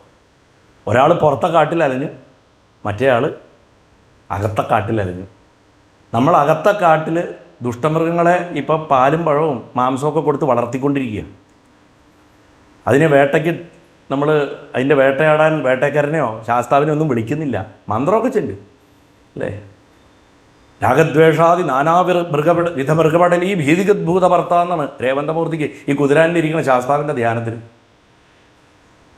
മനസ്സിലുള്ള രാഗദ്വേഷങ്ങളാകണ നാനാവിധ മൃഗങ്ങളുടെ കൂട്ടങ്ങളെ യഥേഷ്ടം വേട്ടയാട് ശാസ്താവേ എന്നാണ് പറഞ്ഞിരിക്കുന്നു. അതുതന്നെയല്ലേ വേട്ടക്കാരനും ചെയ്യും. പക്ഷെ നമ്മളെന്താ ചെയ്യണം? ഇതൊക്കെ ജപിക്കുന്നുണ്ടെന്നുണ്ടെങ്കിലും ഇതിനെ വളർത്തിക്കൊണ്ടായിരിക്കണം. നമുക്ക് ഈ മൃഗങ്ങളൊക്കെ വേണം. അതുകൊണ്ട് നമ്മളോട് പറയും ശിവനെ ഒന്നും വീട്ടിൽ വെച്ച് പൂജ കഴിക്കരുത് കേട്ടോ. കാരണം എന്താ വെച്ചാൽ മൂപ്പര് വന്നതൊക്കെ കട്ട് ചെയ്യും. നമുക്ക് ഈ ദുരിതമൊക്കെ വേണം, അതിനൊന്നും കളയാൻ വയ്യ. അപ്പോൾ രക്ഷിക്കണ ആളെ നമുക്ക് കൊണ്ടുവരാനും വയ്യ എന്നുള്ളതാണ്. അപ്പോൾ ഈ ഹിപ്പോക്രസിയിലാണ് നമ്മുടെ ആധ്യാത്മികത. അപ്പോൾ ചില സമയത്തൊക്കെ എനിക്ക് ഭയങ്കര സ്വയം പുച്ഛവും നാണവും ഒക്കെ തോന്നാറുണ്ട്. എന്തിനാണ് ഈ പ്രഭാഷണങ്ങളൊക്കെ ചെയ്യണത്? ഈ മഹാത്മാക്കളൊക്കെ ഇവരുടെ ജീവിതം ഇതുപോലെ ത്യാഗം ചെയ്ത് കടന്നു പോയിട്ട് നമ്മൾ എന്താ കാണിക്കണത് അവരെ വെച്ചിട്ട്? വിരഹം എന്ന് പറഞ്ഞാൽ യഥാർത്ഥത്തിലുള്ള വിരഹം എന്താ? രാമൻ്റെ സീതാവിരഹം എന്ന് പറയുന്നത് ബ്രഹ്മത്തിന് പ്രാണശക്തി നഷ്ടപ്പെട്ട അവസ്ഥയാണ് എന്ന് പറയും. അത് ഈ വാൽമീകി രാമായണത്തിൻ്റെ നല്ല രസമായിട്ടുള്ള ചില ടെക്സ്റ്റുകൾ, നല്ല വ്യാഖ്യാനങ്ങളിലൊക്കെ നല്ല ഭംഗിയായിട്ട് യോഗവിദ്യയുടെ ഭാഷയിൽ പറയണ സമയത്ത് സീതാവിരഹത്തിനെ വ്യാഖ്യാനിക്കാറുണ്ട്. നമ്മുടെ അന്തരാത്മാവ് നമ്മുടെ ശക്തിയെ തേടുന്ന ഒരവസ്ഥയാണ്. മറ്റൊരു ഭാഗത്ത് ശ്രീരാമകൃഷ്ണൻ സ്വന്തം അമ്മയെ കിട്ടാണ്ട് മാതൃവിരഹത്തിൽ കരയണു, ഒരാൾ ഭാര്യാവിരഹത്തിൽ കഴിയണം. ആഴത്തിൽ നോക്കുമ്പോൾ രണ്ടിലും സത്യമുണ്ട്. യഥാർത്ഥ സ്നേഹത്തിനെ വിരഹത്തിൻ്റെ തീ അറിയുള്ളൂ. ഞാൻ നിൻ്റെയാണെന്ന് തോന്നലുണ്ടെങ്കിൽ അവിടെ വിരഹമുള്ളൂ, ഇല്ലെങ്കിൽ എന്ത് വിരഹം? ഒരു വിരഹമില്ല. അതുകൊണ്ട് ഈശ്വരനെ യഥാർത്ഥമായിട്ട് സ്നേഹിക്കുന്നവർക്ക് ഈശ്വരൻ്റെ അഭാവം പോലും സഹിക്കാനാവാത്തതായിട്ട് മാറുകയാണ്. വാസ്തവത്തിൽ അമ്മ എവിടെയും പോയിട്ടില്ല, പ്രപഞ്ചം മുഴുവൻ അമ്മയാണ്. പക്ഷേ ശ്രീരാമകൃഷ്ണദേവൻ ആ ഒരു പോയിന്റിൽ അതിനെ ആവിർഭവിപ്പിക്കാനുള്ള ഒരു ശ്രമമാണ്. അവസാനം കുട്ടിയുടെ പിടിവാശിക്ക് അമ്മ അങ്ങോട്ട് വഴങ്ങിക്കൊടുക്കുക. എന്നാൽ പിൽക്കാലത്ത് അദ്ദേഹം അങ്ങനെ പിടിവാശിപ്പെട്ടിട്ടില്ല. അദ്ദേഹം സകലത്തിലും കാണാൻ തുടങ്ങി. അമ്മ ഒരിക്കൽ കണ്ടപ്പോൾ മനസ്സിലായി അമ്മ വിഗ്രഹത്തിൽ മാത്രമല്ല. അതുകൊണ്ട് എന്താ, അവിടെ ക്ഷേത്ര മുറ്റത്ത് അലഞ്ഞു കിടന്നിരുന്ന പട്ടിക്കും പൂച്ചയ്ക്കും വരെ എടുത്തിട്ട് അദ്ദേഹം നേദ്യം നേദിക്കുന്നതിന് മുമ്പ്, പ്രസാദമാവുന്നതിന് മുന്നേ കൊടുക്കുമായിരുന്നു. അങ്ങനെയാണ് ചെയ്തിരുന്നത്. അപ്പം ഈശ്വരാനുഭവം ബുദ്ധി കൊണ്ടല്ല, ഹൃദയത്തിൻ്റെ വ്യാകുലത കൊണ്ടാണ് ലഭിക്കുന്നത്. ശ്രീരാമകൃഷ്ണദേവൻ തന്നെ പറഞ്ഞിട്ടുള്ള പ്രസിദ്ധമായിട്ടുള്ളൊരു ഉപമ, നമ്മുടെ തല വെള്ളത്തിൻ്റെ അടിയിൽ ഇങ്ങനെ മുക്കിപ്പിടിച്ച ശ്വാസത്തിന് വേണ്ടിയിട്ട് നമ്മൾ പെട്ടഞ്ഞിട്ട് അവസാനം ഒരു പോയിന്റ് എത്തും. ഇനി നമ്മളെ കൊണ്ട് സാധിക്കില്ല. അത്ര തീവ്രമായിട്ട് നമ്മൾ ഈശ്വരന് വേണ്ടിയിട്ട് ഹൃദയം പിടയണ സമയത്ത് അമ്മ പ്രത്യക്ഷപ്പെടുന്ന പറഞ്ഞു.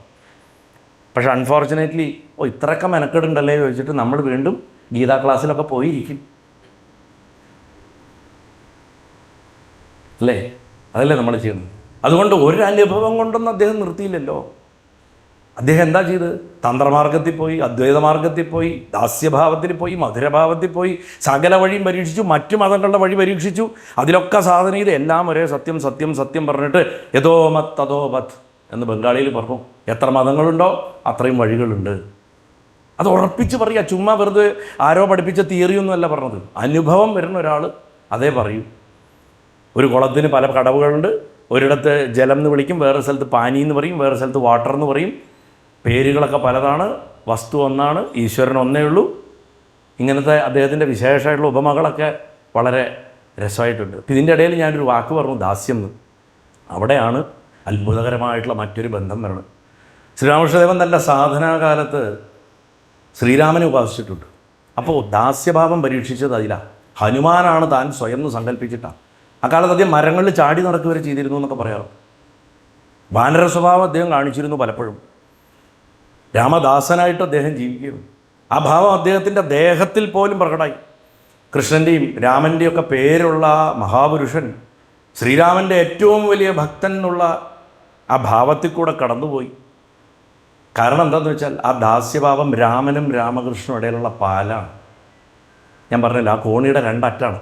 ഒരാൾ താഴെ ഒരാൾ മുകളിലും. ഒരാൾ ഇറങ്ങി വരുമ്പോൾ മറ്റേ മുകളിലേക്ക് കയറുന്നു. ഇവർ മീറ്റ് ചെയ്യണ പോയിൻ്റ് ഹനുമാനില്ല. അത് ശ്രീരാമകൃഷ്ണദേവൻ്റെ സാധനയിൽ നമുക്ക് കാണാൻ സാധിക്കും. ഹനുമാൻ ശക്തനാണ്. അത്യത്ഭുതകരമായിട്ടുള്ള ബുദ്ധിയുണ്ട്. സാധാരണ ശക്തി ബുദ്ധി എല്ലാവർക്കും ചേർന്ന് വരില്ല. നല്ല ജിമ്മായിരിക്കും, തലയിലൊന്നും ഉണ്ടാവില്ല. തലയിൽ ഭയങ്കരമായിരിക്കും, കണ്ടാൽ അങ്ങനെ ഉണ്ടാവും. പ്രകൃതി അങ്ങനെ കൊടുക്കാറില്ല. ഇത് രണ്ടും ചേർന്ന് വന്നിട്ടുള്ള ഒരാൾ.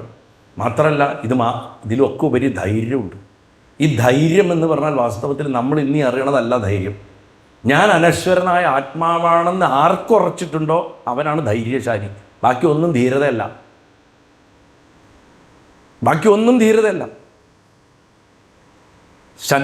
എന്താ പറയുക, തൻ്റെ ശക്തിയെ തനിക്ക് വേണ്ടി ഒരിക്കൽ പോലും അങ്ങനെയുള്ള ഒരാൾ ഉപയോഗിക്കില്ല. എല്ലാം രാമന് വേണ്ടിയിട്ട് കിം കരോമി എന്ന് പറഞ്ഞ് നിൽക്കുകയാണ് എപ്പോഴും. എന്താ വേണ്ടത്? അതും ചിലത് അറിഞ്ഞങ്ങോട്ട് ചെയ്യുക. ഭഗവാൻ മനസ്സിൽ കാണുമ്പോഴേക്കും ഹനുമാൻ അത് എടുത്ത് ചെയ്യും. ഹനുമാൻ്റെ ലൈഫ് അങ്ങനെയാണ്. അവിടെ അഹങ്കാരം നിലനിൽക്കുന്നിടത്തോളം കാലം ഒരു വിശുദ്ധമായിട്ടുള്ള അഹങ്കാരം നമുക്ക് സൂക്ഷിക്കാം. നമുക്ക് ശരീരബോധമാണ് വിശുദ്ധമായിട്ടുള്ള ആ അഹങ്കാരത്തിനെ ഭക്തിയിലേക്ക് കൊണ്ടുവന്ന അഹങ്കാരം കുറച്ച് ശുദ്ധവും. അപ്പോൾ അതിനെ വിളിക്കണ പേരാണ് വിശുദ്ധമായിട്ടുള്ള അഹങ്കാരം. വാസ്തവത്തിൽ അങ്ങനെയൊന്നുമില്ല. ഞാൻ ഭഗവാന്റെ ദാസനാണ്, ഞാൻ അമ്മയുടെ മകനാണ്, ഞാൻ ഭക്തനാണ്, ഇങ്ങനെ പക്വമായിട്ടുള്ള അഹത്തിൽ നിൽക്കുകയാണ്. അപ്പോഴാണ് ശ്രീരാമൻ്റെ പ്രസിദ്ധമായിട്ടുള്ള ചോദ്യം. ഞാൻ പല പ്രഭാഷണങ്ങളും അത് പറഞ്ഞിട്ടുണ്ട്. എന്നാലും എൻ്റെ ഏറ്റവും വ്യക്തിപരമായിട്ട് ഏറ്റവും ഫേവറേറ്റായിട്ടുള്ള ഒരു വരിക അത്. അവസാനം എല്ലാ യുദ്ധവും ഒക്കെ കഴിഞ്ഞ് തിരിച്ചു വന്നതിന് ശേഷം ശ്രീരാമസ്വാമിക്ക് എത്ര ആലോചിച്ചിട്ടും മനസ്സിലാവുന്നില്ല. ബാക്കിയുള്ളവരൊക്കെ ഞാനുമായിട്ട് ബന്ധമുള്ളവരാ, ഇവൻ മാത്രം എന്താ എന്നെ ഇങ്ങനെ സ്നേഹിക്കണത്? നമ്മൾ ചോദിക്കില്ലേ, ചില ആൾക്കാർ അയാൾക്ക് എന്തോടെ എന്നോട് ഇത്രയ്ക്ക് ഇഷ്ടം എന്ന് നമ്മൾ ചിന്തിക്കും. ഞാനൊന്നും അവന് കൊടുത്തിട്ടില്ല. എവിടുന്നോ അവൻ പെട്ടെന്ന് ഒരു ദിവസം പ്രത്യക്ഷപ്പെടുന്നു എൻ്റെ മുന്നിൽ. പിന്നെ അവൻ്റെ ജീവിതം എനിക്ക് വേണ്ടി ഒഴിഞ്ഞു വയ്ക്കുന്നു. എന്നാൽ അവനോട് തന്നെ ചോദിച്ചളയാമെന്ന് പറഞ്ഞിട്ട് ഭഗവാൻ ചോദിക്കുകയാണ്, നിനക്ക് എന്നോട് എന്താ ഇത്ര സ്നേഹം? ഞാൻ നിനക്കൊന്നും ചെയ്തു തന്നിട്ടില്ലല്ലോ. ഞാൻ എത്ര ജന്മെടുത്താലും ആഞ്ജനേയ നിനക്ക് നീ തന്ന സ്നേഹത്തിൻ്റെ ഒരു അംശം എനിക്ക് തിരിച്ചു തരാൻ പറ്റില്ല എന്ന് ശ്രീരാമൻ പറയും. നീ എൻ്റെ ആരാ? അതാണ് ആ question. Who are you to me? നീ എനിക്ക് ആരാണ് എന്ന് ചോദിക്കുമ്പോൾ പ്രസിദ്ധമായിട്ടുള്ള ആ മറുപടി വരുന്നുണ്ട്. ദേഹബുദ്ധ്യാതു ദാസോസ്മി, ജീവബുദ്ധ്യാ ത്വദംശക, ആത്മബുദ്ധ്യാ ത്വമേവാഹമിതി മേ നിശ്ചിതാമതി. ഞാൻ ദേഹമാണെന്നുള്ള ബോധത്തിലിരിക്കുകയാണെങ്കിൽ ഞാൻ അങ്ങയുടെ വേലക്കാരനാണ്. ഞാൻ അങ്ങ് മുതലാളി, ഞാൻ തൊഴിലാളി, ഞാൻ ദാസനാണ് അങ്ങയുടെ. ഞാൻ ജീവനാണ്, ശരീരമല്ല, ഈ ജീവശക്തിയാണെന്നുള്ള ബോധത്തിലാണെങ്കിൽ ഞാൻ അങ്ങയുടെ അംശമാണ്. അപ്പം അങ്ങനെ വരുമ്പോൾ അങ്ങ് ഭഗവാൻ, ഞാൻ ഭക്തൻ. ഞാൻ ആത്മബോധത്തിലിരിക്കുകയാണെങ്കിൽ നമ്മൾ രണ്ടുപേരും ഒരാളാണ്. അതാണ് ആ ഗ്രേറ്റ്നെസ്സും ഒക്കെ ഇതന്നെയല്ലേ ദ്വൈതവും വിശിഷ്ടാദ്വൈതവും അദ്വൈതവും ഒക്കെ. എന്നിട്ട് വെറുതെ കിടന്ന് തല്ലുകൂടുന്നില്ലേ? ഞങ്ങൾ പറഞ്ഞത് മാത്രം ശരി, ഞങ്ങളുടെ സ്കൂള് മാത്രം ശരി എന്ന് പറഞ്ഞിട്ട് അദ്വൈതിയെ കണ്ടാൽ ചെരിപ്പോണ്ടടിക്കണമെന്നൊക്കെ എഴുതി വെച്ചിട്ടുള്ള ഭക്തിപ്രസ്ഥാനമാണ് ഇന്ന് നമ്മുടെ നാട്ടിൽ. ഞാൻ വെറുതെ പറയില്ല, ഞാൻ കണ്ടിട്ടുള്ള കാര്യങ്ങളാണ് അതൊക്കെ. ഞാൻ പണ്ട് ചില പ്രഭാഷണങ്ങളൊക്കെ വിസ്തരിച്ച് പറഞ്ഞിട്ടുണ്ട്. അപ്പോൾ ഇവിടെ ഹനുമാൻ ഒരേ സമയം ദാസനും ബ്രഹ്മവുമാണ്. തിരിച്ചറിവിൻ്റെ പടവുകളിൽ നിൽക്കുമ്പോൾ ദാസൻ, ഭക്തൻ, ബ്രഹ്മം, ഇത് തന്നെയാണ് ശ്രീരാമകൃഷ്ണദേവൻ. അമ്മയുടെ ദാസൻ, അമ്മയുടെ ഭക്തൻ, സമാധിയിലായ അമ്മ തന്നെ, ബ്രഹ്മസ്വരൂപൻ. രാമൻ ശരണം സ്വീകരിക്കണവനാണെങ്കിൽ ശ്രീരാമകൃഷ്ണൻ ശരണം എന്തെന്ന് പഠിപ്പിക്കണവൻ. അമ്മേ, നിൻ്റെ ഇഷ്ടം, ഞാൻ യന്ത്രം, നീയാണ് യന്ത്രി, യന്ത്രത്തിൻ്റെ ശക്തി നീയാണ്. ശ്രീരാമസ്വാമി നമുക്ക് വാഗ്ദാനം ചെയ്ത അതേ ശരണാഗതി, സകൃദേവ പ്രപന്നായ എന്ന് പറഞ്ഞത് ശ്രീരാമകൃഷ്ണദേവൻ ജീവിച്ച് കാണിക്കുകയാണ്. നമുക്ക് കുറച്ച് സമയം കൂടെ ഉള്ളതുകൊണ്ട് ഇനി ഇതിൻ്റെ മറ്റൊരു വശം, ഇതിൻ്റെ ഒരു ഹൃദയഭാഗത്ത് ചെന്നാൽ, ഈ രാമനും രാമകൃഷ്ണനും എന്നുള്ള ആ വിഷയത്തിൻ്റെ ഹൃദയഭാഗത്തേക്ക് ചെന്നാൽ ധർമ്മം, ഭക്തി, ശരണാഗതി, ഈശ്വരാനുഭവം, ഇതൊന്നും വെവ്വേറെ എല്ലാം നമുക്ക് തിരിക്കും. കൃത്യമായി മനസ്സിലാവും ഇവർ രണ്ടുപേരുടെയും ജീവിതം നോക്കിക്കഴിഞ്ഞാൽ. നമ്മുടെ വിചാരം ധർമ്മം ഒരു വഴിക്ക്, ഭക്തി വേറൊരു വഴിക്ക്, ശരണാഗതി വേറൊരു വഴിക്ക്, ഈശ്വരാനുഭവം വളരെ കഷ്ടം, അങ്ങനെയൊക്കെയാണ്. പക്ഷെ വാസ്തവത്തിൽ ഒരേ നദിയുടെ 4 വളവുകളാണ്. നദി ഇങ്ങനെ വളയണ പോലെയാണ്. ധർമ്മമാണ് അടിത്തറ. ധർമ്മമില്ലാത്ത ഭക്തി കപടമാണ്. കണ്ണാടിയിൽ അഴുക്ക് വെച്ചിട്ട് നമുക്ക് ഒരിക്കലും മുഖം കാണാൻ പറ്റില്ല. ധർമ്മം കൊണ്ട് വേണം നമ്മൾ കണ്ണാടി തുടയ്ക്കാൻ. അപ്പോഴാണ് നമ്മുടെ ഉള്ളിൽ തെളിച്ചം വരിക. ധർമ്മം പക്വമാകുമ്പോൾ ഭക്തി പറക്കും. ഞാൻ ചെയ്യണു എന്നതിന്ന് ഭഗവാന് വേണ്ടി ചെയ്യണു എന്നതിലേക്ക് എത്തും. ഭഗവാൻ പറയണു അർജുൻ്റെ അടുത്ത്, നിമിത്തമാത്രം ഭവ സവ്യസാചി. എപ്പോഴും പറയാറുണ്ട്, നിമിത്തമാത്രം ഭവ അർജുനാന്നോ, നിമിത്തമാത്രം ഭവ പാർത്ഥാന്നോ, നിമിത്തമാത്രം ഭവ ധനഞ്ജയെന്നോ ഭഗവാന് പറയാമായിരുന്നു. വേണമെങ്കിൽ വ്യാസമഹർഷിക്ക് മീറ്ററൊക്കെ ഒപ്പിച്ച് അക്ഷരമൊക്കെ കറക്റ്റ് ചെയ്യാൻ പറ്റുമായിരുന്നു. പക്ഷേ എന്തുകൊണ്ട് സവ്യസാചി എന്നുള്ള വാക്കെന്നെ അവിടെ ഉപയോഗിച്ചു? പുരാണങ്ങളിൽ എപ്പോഴും അഭിസംബോധന ചെയ്യുമ്പോഴുള്ള വാക്കുകൾക്ക് വളരെ പ്രത്യേകതയുണ്ട്. എല്ലാ തോന്നുന്ന മാതിരില്ല. ദാശരഥയെന്ന് വിളിക്കണ അവിടെ ഒരു കാരണം ഉണ്ടാവും. രാഘവ എന്നാ പറഞ്ഞിരിക്കണമെങ്കിൽ ഒരു കാരണം ഉണ്ടാവും. ഒരു കാരണമില്ലാണ്ട് കവി അവിടെ അത് ഉപയോഗിക്കില്ല. സവ്യസാചി എന്ന് പറഞ്ഞാൽ 2 കൈ കൊണ്ട് ഒരേ സമയം അമ്പയക്കാൻ പറ്റണമെന്ന അർത്ഥം. അത്രയും സ്കില്ലായിട്ടുള്ള ഒരുത്തൻ്റെ അടുത്ത് പറയണ, എടാ നീ വെറും നിമിത്തം മാത്രമാണ്. അപ്പോൾ ആ വാക്കവിടെ ഉപയോഗിച്ചതിൻ്റെ ശക്തി ആലോചിച്ച് നോക്കൂ.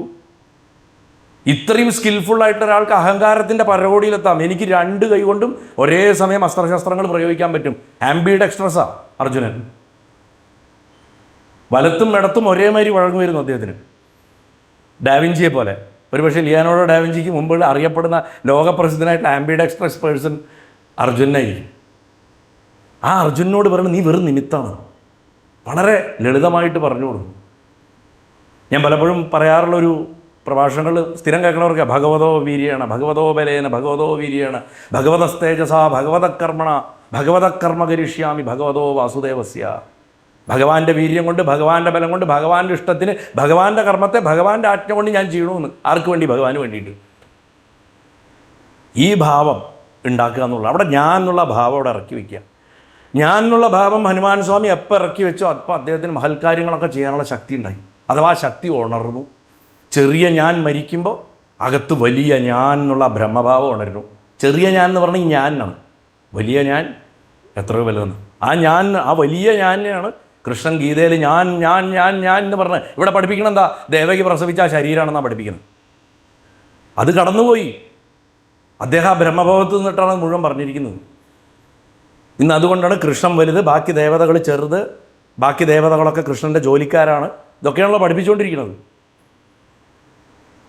ശരണാഗതി പൂർണ്ണമാവണ സമയത്ത് ഈശ്വരാനുഭവം പൊട്ടിപടരും. ഇന്ന് ഈശ്വരൻ ഒരാശയമല്ലാതെ അനുഭവമായിട്ട് മാറും. ഈശ്വരൻ ഇപ്പം നമുക്കൊക്കെ ആശയമാണ്. എല്ലാവർക്കും ഈശ്വരനൊരാശയമാണ്. രണ്ട് തരം വിശ്വാസികളാണ് ലോകത്തിൽ. ഈശ്വരൻ ഉണ്ട് എന്ന് വിശ്വസിക്കുന്നവരും ഈശ്വരൻ ഇല്ല എന്ന് വിശ്വസിക്കുന്നവരും. രണ്ടുപേരും വിശ്വാസികളാണ്. അതുകൊണ്ട് വളരെ ശ്രദ്ധിക്കേണ്ടതുണ്ട്. ശ്രീരാമനെ ധർമ്മം മാത്രം, ശ്രീരാമകൃഷ്ണനെ ഭക്തി മാത്രം എന്ന് പറഞ്ഞിട്ട് ഫ്രെയിമിൽ അടിച്ചു വെക്കല്ലേ. പലരും ചെയ്യുന്നതാണ്. പല എഴുത്തുകളും വായിക്കുമ്പോൾ, പല ലേഖനങ്ങളും വായിക്കുമ്പോൾ തോന്നുന്ന ഒരു കാര്യമാണ്, എന്തിനാ ഇവർ ഈ ഫ്രെയിമിൽ കൊണ്ടടിക്കുന്നത്? ശ്രീരാമകൃഷ്ണദേവൻ എന്ന് പറഞ്ഞാൽ ഭക്തിയുടെ ഉന്നത സോപാനം കയറിയ ഒരാൾ എന്നൊക്കെ പറഞ്ഞിട്ട്, പ്രത്യേകിച്ച് ഈ പത്രങ്ങളാണ് ഇങ്ങനത്തെ വഷളത്തരങ്ങളൊക്കെ എഴുതുക.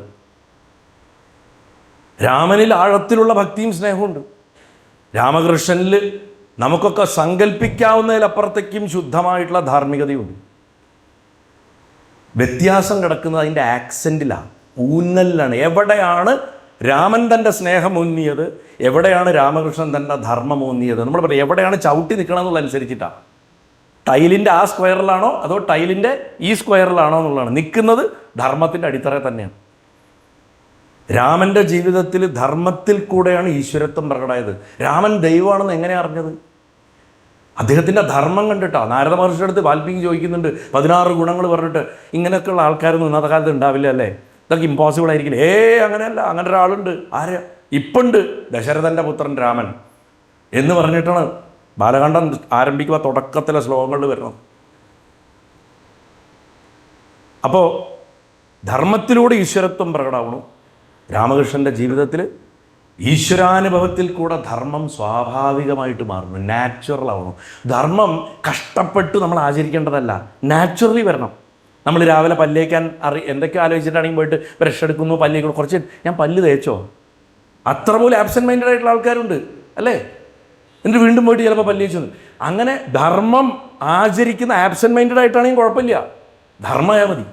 അത്രയും നാച്ചുറൽ ആവണം, സ്വാഭാവികമാവണം. അദ്ദേഹത്തിൻ്റെ ജീവിതത്തിൽ ഈശ്വരാനുഭവം സംഭവിച്ചതുകൊണ്ട് ധർമ്മം സ്വാഭാവികമായി. ഭഗവാന്റെ ജീവിതത്തിൽ ധർമ്മത്തിൻ്റെ ആചരണത്തിൽ കൂടെ ഈശ്വരൻ്റെ ശക്തിയുടെ പ്രകടനം സ്വാഭാവികമായി. അതുകൊണ്ട് ശ്രീരാമൻ നമ്മളെ പഠിപ്പിക്കണു ധർമ്മം കൈവിടരുത്. ശ്രീരാമകൃഷ്ണദേവൻ നമ്മളെ പഠിപ്പിക്കണു രാമനെ കൈവിടരുത്. ധർമ്മം കൈവിടരുതെന്ന് ഭഗവാൻ പഠിപ്പിക്കുമ്പോൾ ഭഗവാനെ കൈവിടരുതെന്ന് ശ്രീരാമകൃഷ്ണദേവൻ പഠിപ്പിക്കുന്നു. ശ്രീരാമൻ നമ്മളോട് പറയണു, ജീവിതം കഠിനമായാലും ശരിയായിട്ടുള്ളത് ചെയ്യുക പറയും. ശ്രീരാമകൃഷ്ണദേവൻ പറഞ്ഞു, മനസ്സ് കരിഞ്ഞ് ചാമ്പലായിപ്പോയാലും അമ്മയെ വിളിക്കുക. ശ്രീരാമൻ നമ്മുടെ പ്രവൃത്തികളെയൊക്കെ ശുദ്ധീകരിക്കുന്നു. ശ്രീരാമകൃഷ്ണദേവൻ നമ്മുടെ ഹൃദയത്തെ ശുദ്ധീകരിക്കുന്നു. ഒരാൾ കർമ്മത്തിനെ ശുദ്ധീകരിക്കുമ്പോൾ കർമ്മത്തിൻ്റെ ഭാവത്തിനെ ഈ ഗുരുനാഥൻ ശുദ്ധീകരിക്കുന്നു. ഒരാൾ നമ്മളെ നല്ല മനുഷ്യനാക്കും ശ്രീരാമൻ. ആ നല്ല മനുഷ്യൻ്റെ ഉള്ളിൽ ഈശ്വരദാഹം ഉണ്ടാക്കിത്തരും മറ്റേ ആൾ. പരസ്പരം അന്യോന്യം കൊടുക്കൽ വാങ്ങലാണ് അല്ലേ. ആ ഒരു പാരസ്പര്യമാണ് നമ്മളതിൽ കാണുന്നത്. അതുകൊണ്ട് അവസാനം നല്ല മനുഷ്യനെന്ന് പറയുന്നതും ഈശ്വരഭക്തൻ എന്ന് പറയുന്നതും രണ്ടല്ല എന്ന് നമുക്ക് മനസ്സിലാക്കി തരും. ഇതാണ് നമ്മൾ ഗൃഹസ്ഥർക്ക് കിട്ടേണ്ട ഏറ്റവും വലിയ പാഠം. രാമൻ തുടക്കമാണ്, രാമകൃഷ്ണൻ ഒടുക്കാണ്. ഞാൻ വീണ്ടും വീണ്ടും അത് ആവർത്തിച്ച് പറയണം. അവസാനിപ്പിക്കുകയാണ്. ഒരു ചെറിയ ധ്യാനം പറയട്ടെ. കണ്ണടച്ച് ചെയ്യൂ. നമ്മുടെ ഹൃദയം കണ്ണടയ്ക്കുക, ശ്വാസത്തിൽ ശ്രദ്ധിക്കുക. ഗുരുവായൂരപ്പ, നമ്മുടെ ഹൃദയത്തിൻ്റെ ഉള്ളിലൊരു ചെറിയ ക്ഷേത്രം സങ്കല്പിക്കുക. അത് നിങ്ങളുടെ ഇഷ്ടംമാരിയാവാം. ഒരു വശത്ത് ധനുർധാരിയായിട്ടുള്ള ശ്രീരാമസ്വാമിയെ കാണുക, ശാന്തൻ, കരുണാമയൻ, നീലമേഘവർണ്ണൻ. മറുവശത്ത് ശ്രീരാമകൃഷ്ണദേവൻ സമാധിയിൽ പകുതി അടഞ്ഞ കണ്ണുകളോട് കൂടിയിട്ട് ഒരു കൊച്ചു കുഞ്ഞിൻ്റെ പോലെ നിഷ്കളങ്കായിട്ടുള്ള പുഞ്ചിരിയായിട്ട് കണ്ണിന്ന് ധാരധാരയായിട്ട് അശ്രുക്കൾ വീണുകൊണ്ടിരിക്കുന്ന ഭാവത്തിൽ അവർ രണ്ടുപേരും ചേർന്ന് പ്രകാശത്തിൻ്റെ ഒരു വലിയ സ്തംഭമായിട്ട് മാറുന്നത് സങ്കല്പിക്കുക. വെളിച്ചം മാത്രം. മനസ്സിൽ പതുക്കെ പറയുക, ഭഗവാനെ, ഞാൻ അങ്ങയുടെയാണ്. എൻ്റെ ധർമ്മം അങ്ങയുടെയാണ്. എൻ്റെ എല്ലാ ഭാരവും അങ്ങയുടെയാണ്. എൻ്റെ ശരീരത്തിൻ്റെ ഭാരം, എൻ്റെ മനസ്സിൻ്റെ ഭാരം, എൻ്റെ കർമ്മങ്ങളുടെ ഭാരം, എൻ്റെ ഉത്തരവാദിത്തങ്ങളുടെ ഭാരം, എൻ്റെ കുറ്റബോധങ്ങളുടെ ഭാരം, എൻ്റെ വിജയങ്ങളുടെ ഭാരം, എൻ്റെ പരാജയങ്ങളുടെ ഭാരം, ഇത് മുഴുവൻ നിൻ്റെയാണ്. അത് പറഞ്ഞ് ഒരു ശ്വാസം എടുത്തിട്ട് മെല്ലെ സാവധാന ശ്വാസം പുറത്തേക്ക് വിടുമ്പോൾ ഈ ഭാരങ്ങൾ മുഴുവൻ ആ പ്രപഞ്ചത്തിൽ ആ മഹാവെളിച്ചത്തിൽ ലയിച്ചു പോകണമായിട്ട് സങ്കല്പിക്കുക. ഉള്ളിലെ ഭാരം ഇറങ്ങിപ്പോകുന്നത് അനുഭവിക്കുക.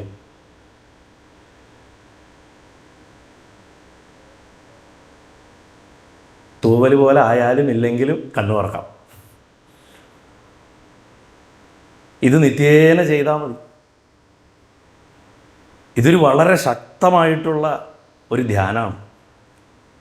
5 മിനിറ്റ് കൂടെ സ്വാമിജി എനിക്ക് തന്ന 6:10 എന്നാണ് പറഞ്ഞത്. 5 മിനിറ്റ് എടുത്തോട്ടെ, അതോ 5 മിനിറ്റ്. ഒരിറ്റ ചെറിയൊരു കഥ കൂടെ പറഞ്ഞ് ഞാൻ അവസാനിപ്പിക്കാം. ഗംഗയുടെ കരയിൽ ഇതിൻ്റെ പ്രാമാണികതയൊന്നും അന്വേഷിക്കരുത്.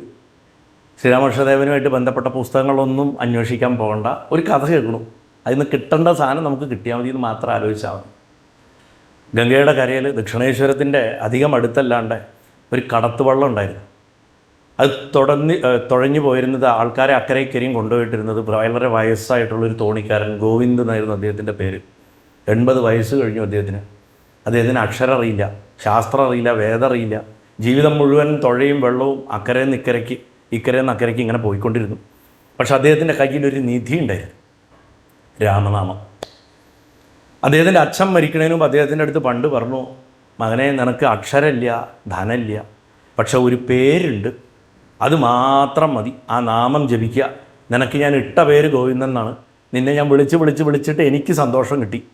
നിനക്ക് ഞാൻ രാം എന്ന് പേര് ഒരു നാമം ഉപദേശിച്ച് തന്നിട്ടുണ്ട്, ആ നാമം മാത്രം ജപിക്കുക. അത് എങ്ങനെ ജപിക്കണമെന്ന് പറഞ്ഞു കൊടുത്തു. ഇതാണ് നിരന്തര സ്മരണ. ചമ്രം പടിഞ്ഞിരുന്ന് രാവിലെ 108 പ്രാവശ്യം ജപമാല പിടിച്ചിട്ട് ഈ വിരൽ തൊടാണ്ട് റോക്കറ്റ് പോകണ മാതിരി ശക്തി പോവും, ഇതൊന്നും പറയാണ്ട് ജപിക്കുക. എങ്ങനെ?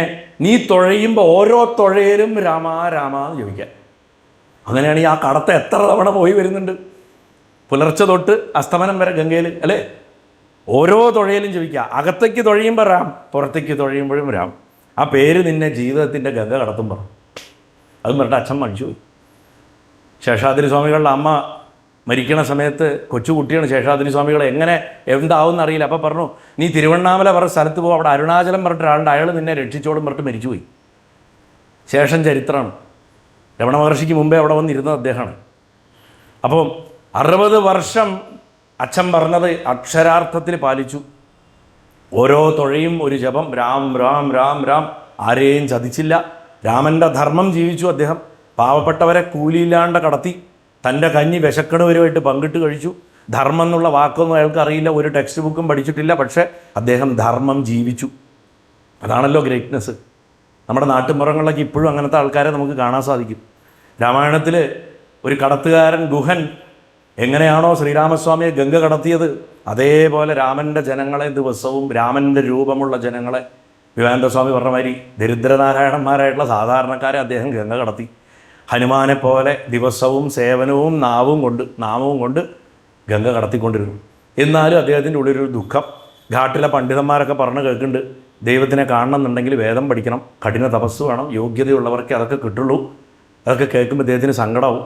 ഈശ്വര ദർശനം എന്നെപ്പോലുള്ളവർക്കുള്ളതല്ല, ഞാനൊരു പാവം തോണിക്കാരൻ, ഞാൻ വെറുതെ റാം എന്ന് വിളിക്കുന്നു, പക്ഷെ ആ പേരിൻ്റെ പിന്നിൽ ഉള്ള മുഖം എന്താണെന്ന് പോലും എനിക്കറിയില്ല. ഈ പേര് വിളിക്കാനുള്ള മുഖം ഞാൻ കണ്ടിട്ടില്ല, അതെനിക്കൊരിക്കലും അറിയാനും സാധിക്കില്ല. ഇതേ ചിന്താഗതി നമ്മളിൽ എത്രയോ പേർക്കുണ്ട്. എനിക്ക് പറഞ്ഞിട്ടുള്ളതല്ല ഇതൊന്നും, എനിക്കൊന്നും സാധിക്കില്ല, നമ്മളൊക്കെ സാധാരണക്കാരല്ലേ എന്ന് പറയും. പക്ഷെ ആ രാമൻ ജീവനുള്ളതാണെന്ന് വിശ്വസിക്കാൻ നമുക്ക് ധൈര്യം വരുന്നില്ല. അദ്ദേഹത്തിനും ഉണ്ടായിരുന്നില്ല. ഒരു പ്രഭാതത്തിൽ മൂടൽമഞ്ഞ് ഗംഗയുടെ മേലെ കിടക്കണ സമയത്ത് ഒരാൾ വെള്ളത്തിൽ കയറിയത്രേ. ഒരു മെലിഞ്ഞ മനുഷ്യൻ, ലളിതമായിട്ടുള്ള വസ്ത്രം, ഒരു 24 വയസ്സ് പ്രായം, താടിയുണ്ട്, കൊച്ചു കുട്ടികൾ ചിരിക്കണ മാതിരിയാണ് ചിരിക്കണത്, വളരെ നിഷ്കളങ്കൻ. കണ്ണുകളിൽ ഇങ്ങനെ അപൂർവമായിട്ടുള്ളൊരു ആനന്ദം ഇങ്ങനെ തിളങ്ങണം. ആ വള്ളം പുഴയുടെ നടുവിലെത്തിയ സമയത്താണ് ഒരു കാറ്റ് വീശിയപ്പോൾ ഈ ഗോവിന്ദ് ജപിക്കുന്ന റാം എന്നുള്ള നാമം കാറ്റിൽ കൂടി ഇദ്ദേഹത്തിൻ്റെ ചെവിയിൽ വന്ന് തട്ടി, ഈ ചെറുപ്പക്കാരൻ്റെ. ആ തട്ടിയ നിമിഷത്തിൽ ഈ ചെറുപ്പക്കാരൻ ഒരു കരിങ്കല്ല് പോലെ അങ്ങനെ നിശ്ചലനായി ബോട്ടിൽ. കണ്ണുകൾ പാതി അടഞ്ഞു, മുഖത്ത് അതിശക്തമായിട്ടുള്ളൊരു പ്രകാശം കൊണ്ട് തിളങ്ങി, അദ്ദേഹത്തിൻ്റെ ദേഹം മുഴുവൻ ഒന്ന് വിറച്ചു. ഗോവിന്ദൻ ശ്രദ്ധിച്ചു, പക്ഷെ ഒന്നും പറഞ്ഞില്ല. ഇനിയും പകുതി ദൂരം കടക്കാനുണ്ട് നദി. കുറച്ച് കഴിഞ്ഞ് ആ യാത്രക്കാരൻ കണ്ണു തുറന്നിട്ട് ഒരു കൊച്ചു കുട്ടിയെപ്പോലെ ചിരിച്ചിട്ട് ചോദിച്ചു, നീ എന്താ ജപിക്കണത് തോണിക്കാരാ ചോദിച്ചു അത്രേ. അപ്പോൾ ഗോവിന്ദൻ പറഞ്ഞു നാണത്തോടെ, സ്വാമി ഒന്നുമില്ല, ഞാൻ പാവം, എനിക്കങ്ങനെ അറിവൊന്നുമില്ല, ഞാൻ റാം എന്ന് പറയും, ഒരു ശീലം അത്രയേ ഉള്ളൂ പറഞ്ഞു. ആ യാത്രക്കാരൻ ദക്ഷിണേശ്വരത്ത് ആ പരമഹംസൻ കണ്ണുകൾ നിറഞ്ഞു. ഒരു ശീലോ ചോദിച്ചു അത്രേ. എന്തായി പറയണത്, ഒരു ശീലോ? ആ രാം എന്ന് കേട്ടപ്പോൾ അതിൻ്റെ ഒരു അക്ഷരം പോലും എനിക്ക് കറക്റ്റ് മനസ്സിലായില്ല. നീ ജപിച്ചത് കാറ്റിൽ എൻ്റെ ചെവിയിൽ വന്ന് അടിച്ചപ്പോൾ എൻ്റെ അകത്ത് അമ്മ ഉണർന്നു. നീ ഒരു ശീലമല്ല ജപിക്കണത് തോണിക്കാരാ, അമൃതാണ് ജപിക്കണത് എന്ന് പറഞ്ഞു. പണ്ഡിതന്മാരൊക്കെ പറഞ്ഞു ദൈവദർശനം വലിയ ആൾക്കാർക്കുള്ളതാണെന്ന്. അതും നുണയാടോ, ഞാൻ കണ്ടിട്ടുണ്ട്, അതുകൊണ്ട് ഞാൻ പറയാ തന്നെ പോലെ എനിക്കും അക്ഷരം അറിയില്ല. ദൈവം വേദം വായിക്കണവൻ്റെ അടുത്തല്ല, കുഞ്ഞിനെപ്പോലെ വിളിക്കണവൻ്റെ അടുത്തേക്കാണ് ഓടി വരണത്. അമ്മ പുറത്തു പോയാൽ ഒരു കൊച്ചുകുട്ടി എത്ര ഉള്ളിൽ തട്ടിക്കരയുണ്ടോ അതുപോലെ വ്യാകുലതയോട് കൂടിയിട്ട് വിളിക്കണവൻ്റെ അടുത്തേക്ക് ആ അമ്മയ്ക്ക് വരാതിരിക്കാൻ സാധിക്കില്ല. നീ അക്ഷരമറിയാത്തവനാണ്, വളരെ നല്ലത്, ഒന്നും വായിച്ചിട്ട് നിൻ്റെ തല കേടുവരില്ല. അഹങ്കാരമില്ലാത്ത ഹൃദയം ഈശ്വരൻ അഹങ്കാരമുള്ള കണ്ണാടിയിൽ പ്രതിബിംബിക്കില്ല. കാരണം അഹങ്കാരം കരി പിടിപ്പിച്ച് കിടത്തിയിരിക്കുക. അതിലെന്ത് കാണാനാ? ഒന്നും കാണില്ല. അത് അഴുക്ക് പിടിച്ചാണ്. നിൻ്റെ ഹൃദയം കുഞ്ഞിൻ്റെ പോലെ തെളിഞ്ഞതാണ്. പണ്ഡിതന്മാർ ഈശ്വരനെക്കുറിച്ച് സംസാരിക്കണു, എൻ്റെ തോണിക്കാരാ നീ അത് കുടിക്കണു എന്ന് പറഞ്ഞു. ഗോവിന്ദൻ്റെ കണ്ണുകൾ നിറഞ്ഞു. സ്വാമി, അപ്പോൾ എൻ്റെ ഈ റാം ജീവനുള്ളതാണോ? എന്നെപ്പോലൊരു പാവത്തിന് ആ നാമത്തിൻ്റെ പുറകിലുള്ള മുഖം കാണാൻ പറ്റുമോ ചോദിച്ചപ്പോൾ പരമഹംസൻ ആ തോണിയിൽ എണീച്ച് നിന്ന് നടന്നു വന്നിട്ട് ഗോവിന്ദൻ്റെ കൈ പിടിച്ചിട്ട്, നീ ജപിക്കണ രാമനും ഞാൻ കാണുന്ന അമ്മയും ഒറ്റാൾ തന്നെ. ഞാൻ ആ രാമനെ ഹനുമാനെ പോലെ സേവിച്ചിട്ടുണ്ട്. നിൻ്റെ വള്ളവും തുഴയും ഹനുമാൻ്റെ സേവനാണ്. നിൻ്റെ രാമൻ ഹനുമാൻ്റെ ഹൃദയമാണ്. ഇപ്പോൾ ഒറ്റത്തവണ നീ എന്നെ നോക്കിയിട്ട് രാം എന്ന് പറയുമെന്ന് പറഞ്ഞു അത്രേ. അമ്മയെ കാണാൻ കൊതിക്കണ കുഞ്ഞിനെ പോലെ ആഗ്രഹിച്ച് വിളിക്കുകയെന്ന് പറഞ്ഞു. ബാക്കിയൊക്കെ അവൻ്റെ കയ്യിലാണ്, ബാക്കിയൊക്കെ അവൻ്റെ കയ്യിലാണെന്ന് പറഞ്ഞു. ഗോവിന്ദൻ തുഴ താഴെ വെച്ചു. വള്ളം പുഴയുടെ ആ ഒഴുക്കിൽ ഇങ്ങനെ പതുക്കെ അങ്ങനെ സെറ്റിലായി. ഇങ്ങനെ നിൽക്കില്ലേ, നദിയുടെ നടുക്ക് പുഴ എത്തിയപ്പോൾ കണ്ണടച്ചു. 60 വർഷം കൊണ്ട് ചുണ്ടുകൊണ്ട് ജപിച്ച ആ പേര് ജീവിതത്തിൽ ആദ്യമായിട്ട് ഹൃദയം കൊണ്ട് വിളിച്ചു. ആ വൃദ്ധൻ്റെ മനസ്സിലുള്ള ചെറിയ കുട്ടി, രാമാ നീ ശരിക്കും ഇവിടെ ഉണ്ടോ? ഈ പാവം തോണിക്കാരന് വേണ്ടിയിട്ട് 60 വർഷം ഞാൻ നിൻ്റെ പേര് പറഞ്ഞു, ഒരിക്കൽ മാത്രമെങ്കിലും നിൻ്റെ മുഖമൊന്ന് എനിക്ക് കാണിച്ചു തരൂ. ഞാൻ നിൻ്റെ അല്ലേ ചോദിച്ചു. സഹൃദയവ പ്രപന്നായ, ഞാൻ നിൻ്റേതാണ്. രാമൻ വിഭീഷണന് കൊടുത്ത അതേ വാക്ക്, ഞാൻ നിൻ്റേലാണ്, ഞാനും നിൻ്റെയാണ് അല്ലേ? ആ വാക്കുകൾ പറഞ്ഞ നിമിഷം അദ്ദേഹത്തിന് കണ്ണു തുറക്കാൻ തോന്നിയപ്പോൾ ഗംഗയുടെ വെള്ളത്തിൽ ആ രാവിലത്തെ സൂര്യൻ്റെ സ്വർണ്ണ വെളിച്ചത്തിൽ അദ്ദേഹം ഒരു മുഖം കണ്ടു അത്രേ. പരമഹംസനെ കണ്ടില്ല. നീലമേഘത്തിൻ്റെ നിറം, ധനുസ് വെച്ചിരിക്കണു ചുമലിൽ. അത് ഇങ്ങനെ അത്ര വെച്ചിരിക്കണം, വില്ല് അങ്ങനെ പിടിച്ചിട്ട് ചുമലിൽ വില്ല് ഇങ്ങനെ പിടിച്ചുകൊണ്ട്, കണ്ണുകളിൽ അളവറ്റ കരുണ. 60 വർഷം ചുണ്ടിൽ കൊണ്ടു നടന്ന, പക്ഷെ ഒരിക്കലും വിശ്വസിക്കാൻ ധൈര്യപ്പെടാത്ത, ഇങ്ങനൊരു മുഖമുണ്ട് എന്ന് പോലും അറിയാത്ത ആ രാമനെ ജീവനോട് കൂടിയിട്ട് വെള്ളത്തിൻ്റെ മുകളിൽ തൻ്റെ വള്ളത്തിൻ്റെ ഉള്ളിൽ തന്നെ നോക്കി പുഞ്ചിരിക്കുന്നതായിട്ട് അദ്ദേഹം കണ്ടു. അദ്ദേഹം ആ പലകയിൽ, വള്ളത്തിൻ്റെ പലകയിൽ വീണിട്ട് കൊച്ചുകുട്ടിയെപ്പോലെ കരഞ്ഞു. എന്നെപ്പോലുള്ളവർക്ക് അർഹതയില്ല എന്ന് പറഞ്ഞിട്ട് കരഞ്ഞു അത്രേ. എന്നെപ്പോലുള്ളവർക്ക് അർഹതയില്ല എന്ന് പറഞ്ഞു. 60 വർഷത്തെ ദുഃഖം മുഴുവൻ കരച്ചിൽ ഒഴുകിപ്പോയി. തല ഉയർത്തി നോക്കുമ്പോൾ 2 കൈയും ഇങ്ങനെ വെച്ച് നിന്നിട്ട് പരമഹംസം കരയുകയാണ്. ശ്രീരാമൻ പോയിരിക്കുന്നു. അദ്ദേഹവും ആനന്ദത്തിൽ, ഇദ്ദേഹവും ആനന്ദത്തിൽ. മഹാദേവൻ സപ്തർഷികളെ കെട്ടിപ്പിടിച്ച് പറഞ്ഞു, മക്കളെ നമ്മളിപ്പോൾ പൂജ്യരായി, നമ്മൾ 2 കൂട്ടരും ശൂന്യരായി എന്ന് പറഞ്ഞതുപോലെ ആയി എന്ന് പറഞ്ഞു. ആനന്ദം കൊണ്ട്. കാരണം അയാൾ ഉള്ളിൽ കാണുന്ന അതേ ദൈവത്തിനെ അയാൾ പുറത്ത് കണ്ടു. അല്ലെങ്കിൽ ശ്രീരാമകൃഷ്ണദേവൻ ആ ആനന്ദക്കടലിൽ അറിയണ അമ്മയെ രാമനായിട്ട് ആ തോണിക്കാരൻ കണ്ടു എന്നാണ് പറഞ്ഞത്. അതുകൊണ്ട് 2 പേരും ഒരേ രാമനെയാണ് കാണുന്നത്. 2 തീരങ്ങൾ, ഒരു തീരത്തുനിന്ന് വേറെ തീരത്തേക്കുള്ള യാത്രയിൽ ഒരേ പുഴ, ഒരേ വള്ളം, 2 ആത്മാക്കൾ. മഹാത്മാക്കളുമായിട്ടുള്ള സത്സംഗം സംഭവിച്ചു കഴിഞ്ഞാൽ ഇതാണ് നമുക്ക് ഫലം. അതുകൊണ്ട് അദ്ദേഹത്തിൻ്റെ ശ്രീരാമസ്വാമിയുടെ ജീവിതം നമ്മളോടത്ത് ചോദിക്കും, നീ എങ്ങനെ ജീവിക്കണമെന്ന് ചോദിക്കും. ശ്രീരാമകൃഷ്ണദേവൻ്റെ ജീവിതം നമ്മളോട് ചോദിക്കും, നീ എന്തിനു വേണ്ടി ജീവിക്കണമെന്ന് ചോദിക്കും. ആദ്യത്തെ ചോദ്യത്തിന് ഉത്തരം കിട്ടാതെ നമ്മുടെ രണ്ടാമത്തെ ചോദ്യത്തിൻ്റെ ഉത്തരം കിട്ടില്ല, അഥവാ അത് പൂർണ്ണമാകില്ല. എങ്ങനെ ജീവിക്കണമെന്ന് ആദ്യം അറിഞ്ഞാലേ എന്തിനു വേണ്ടി ജീവിക്കണമെന്നുള്ളതിൻ്റെ പർപ്പസ് കിട്ടുള്ളൂ. അതേമാതിരി രണ്ടാമത്തെ ചോദ്യത്തിന് ഉത്തരവില്ലാണ്ട് ആദ്യത്തെ ചോദ്യത്തിന് ആഴം കിട്ടൂല. പർപ്പസ് ഉണ്ടെങ്കിലേ എങ്ങനെ ജീവിക്കണമെന്നുള്ളതിന് ഡെപ്ത് ഉള്ളൂ. നമ്മളുടെ ജീവിതത്തിൽ രാമനും രാമകൃഷ്ണനും ഒന്നാവുമ്പോൾ നമ്മുടെ കുടുംബം സാധനാഭൂമിയാകും, നമ്മുടെ ജോലി സേവനമാകും, നമ്മുടെ ബന്ധങ്ങൾ പൂജയാകും, നമ്മുടെ ദുഃഖം ശുദ്ധീകരണമാവും, നമ്മുടെ ജീവിതം തന്നെ രാമായണമാകും. അപ്പോൾ രാമൻ അയോധ്യയിൽ മാത്രമാവില്ല ഉണ്ടാവുക, രാമകൃഷ്ണൻ ദക്ഷിണേശ്വരത്ത് മാത്രമല്ല ഉണ്ടാവുക, നമ്മുടെ ഹൃദയത്തിൻ്റെ ശ്രീകോവിലിൽ നേരത്തെ നിങ്ങൾ ധ്യാനിച്ചവിടെ പ്രാണപ്രതിഷ്ഠ നടത്തി സ്ഥിരപ്രതിഷ്ഠയായിട്ടത് മാറും. അതുകൊണ്ട് വിളിക്കുക കൊച്ചുകുട്ടിയെ പോലെ. ബാക്കിയൊക്കെ അദ്ദേഹം പറഞ്ഞ കഥയെ പറഞ്ഞ മാതിരി അവൻ്റെ കാര്യമാണ്. അവൻ തീരുമാനിക്കും വിളിക്കണോ വേണ്ടയോ എന്ന്. അതുകൊണ്ട് രാമൻ്റെ ധർമ്മം നമ്മുടെ പ്രവൃത്തിയിൽ വരട്ടെ, രാമകൃഷ്ണൻ്റെ ദിവ്യപ്രേമം നമ്മുടെ ഹൃദയത്തിൽ നിറയട്ടെ, ഹനുമാൻ സ്വാമിയുടെ സേവാഭാവം നമ്മുടെ കൈകളിൽ വരട്ടെ, ശാരദാംബയുടെ കരുണ നമ്മുടെ ബന്ധങ്ങളിൽ നിറയട്ടെ എന്ന് പ്രാർത്ഥിച്ചുകൊണ്ട് നിങ്ങളും നിങ്ങളുടെ സകല തലമുറകൾക്കും ഈശ്വരഭക്തി അളവറ്റതായിട്ടുണ്ടാവാൻ പ്രാർത്ഥിച്ചുകൊണ്ട് ഈ ചെറിയ പ്രഭാഷണത്തിനെ ഗുരുവായൂരപ്പനെ സാക്ഷിയാക്കിയിട്ട് ആ ശ്രീരാമകൃഷ്ണദേവൻ്റെയും ശാരദാംബയുടെയും വിവേകാനന്ദ സ്വാമിയുടെയും തൃപാദങ്ങളിൽ സാഷ്ടാംഗം നമസ്കരിച്ചുകൊണ്ട് സമർപ്പിക്കുന്നു. നാരായണാഖില ഗുരോ ഭഗവൻ നമസ്തേ. ഗുരുവായൂരപ്പ സർവേശ്വര രാമകൃഷ്ണദേവ സന്തോഷിക്കണേ ഭഗവാനെ. നാരായണ നാരായണ നാരായണ.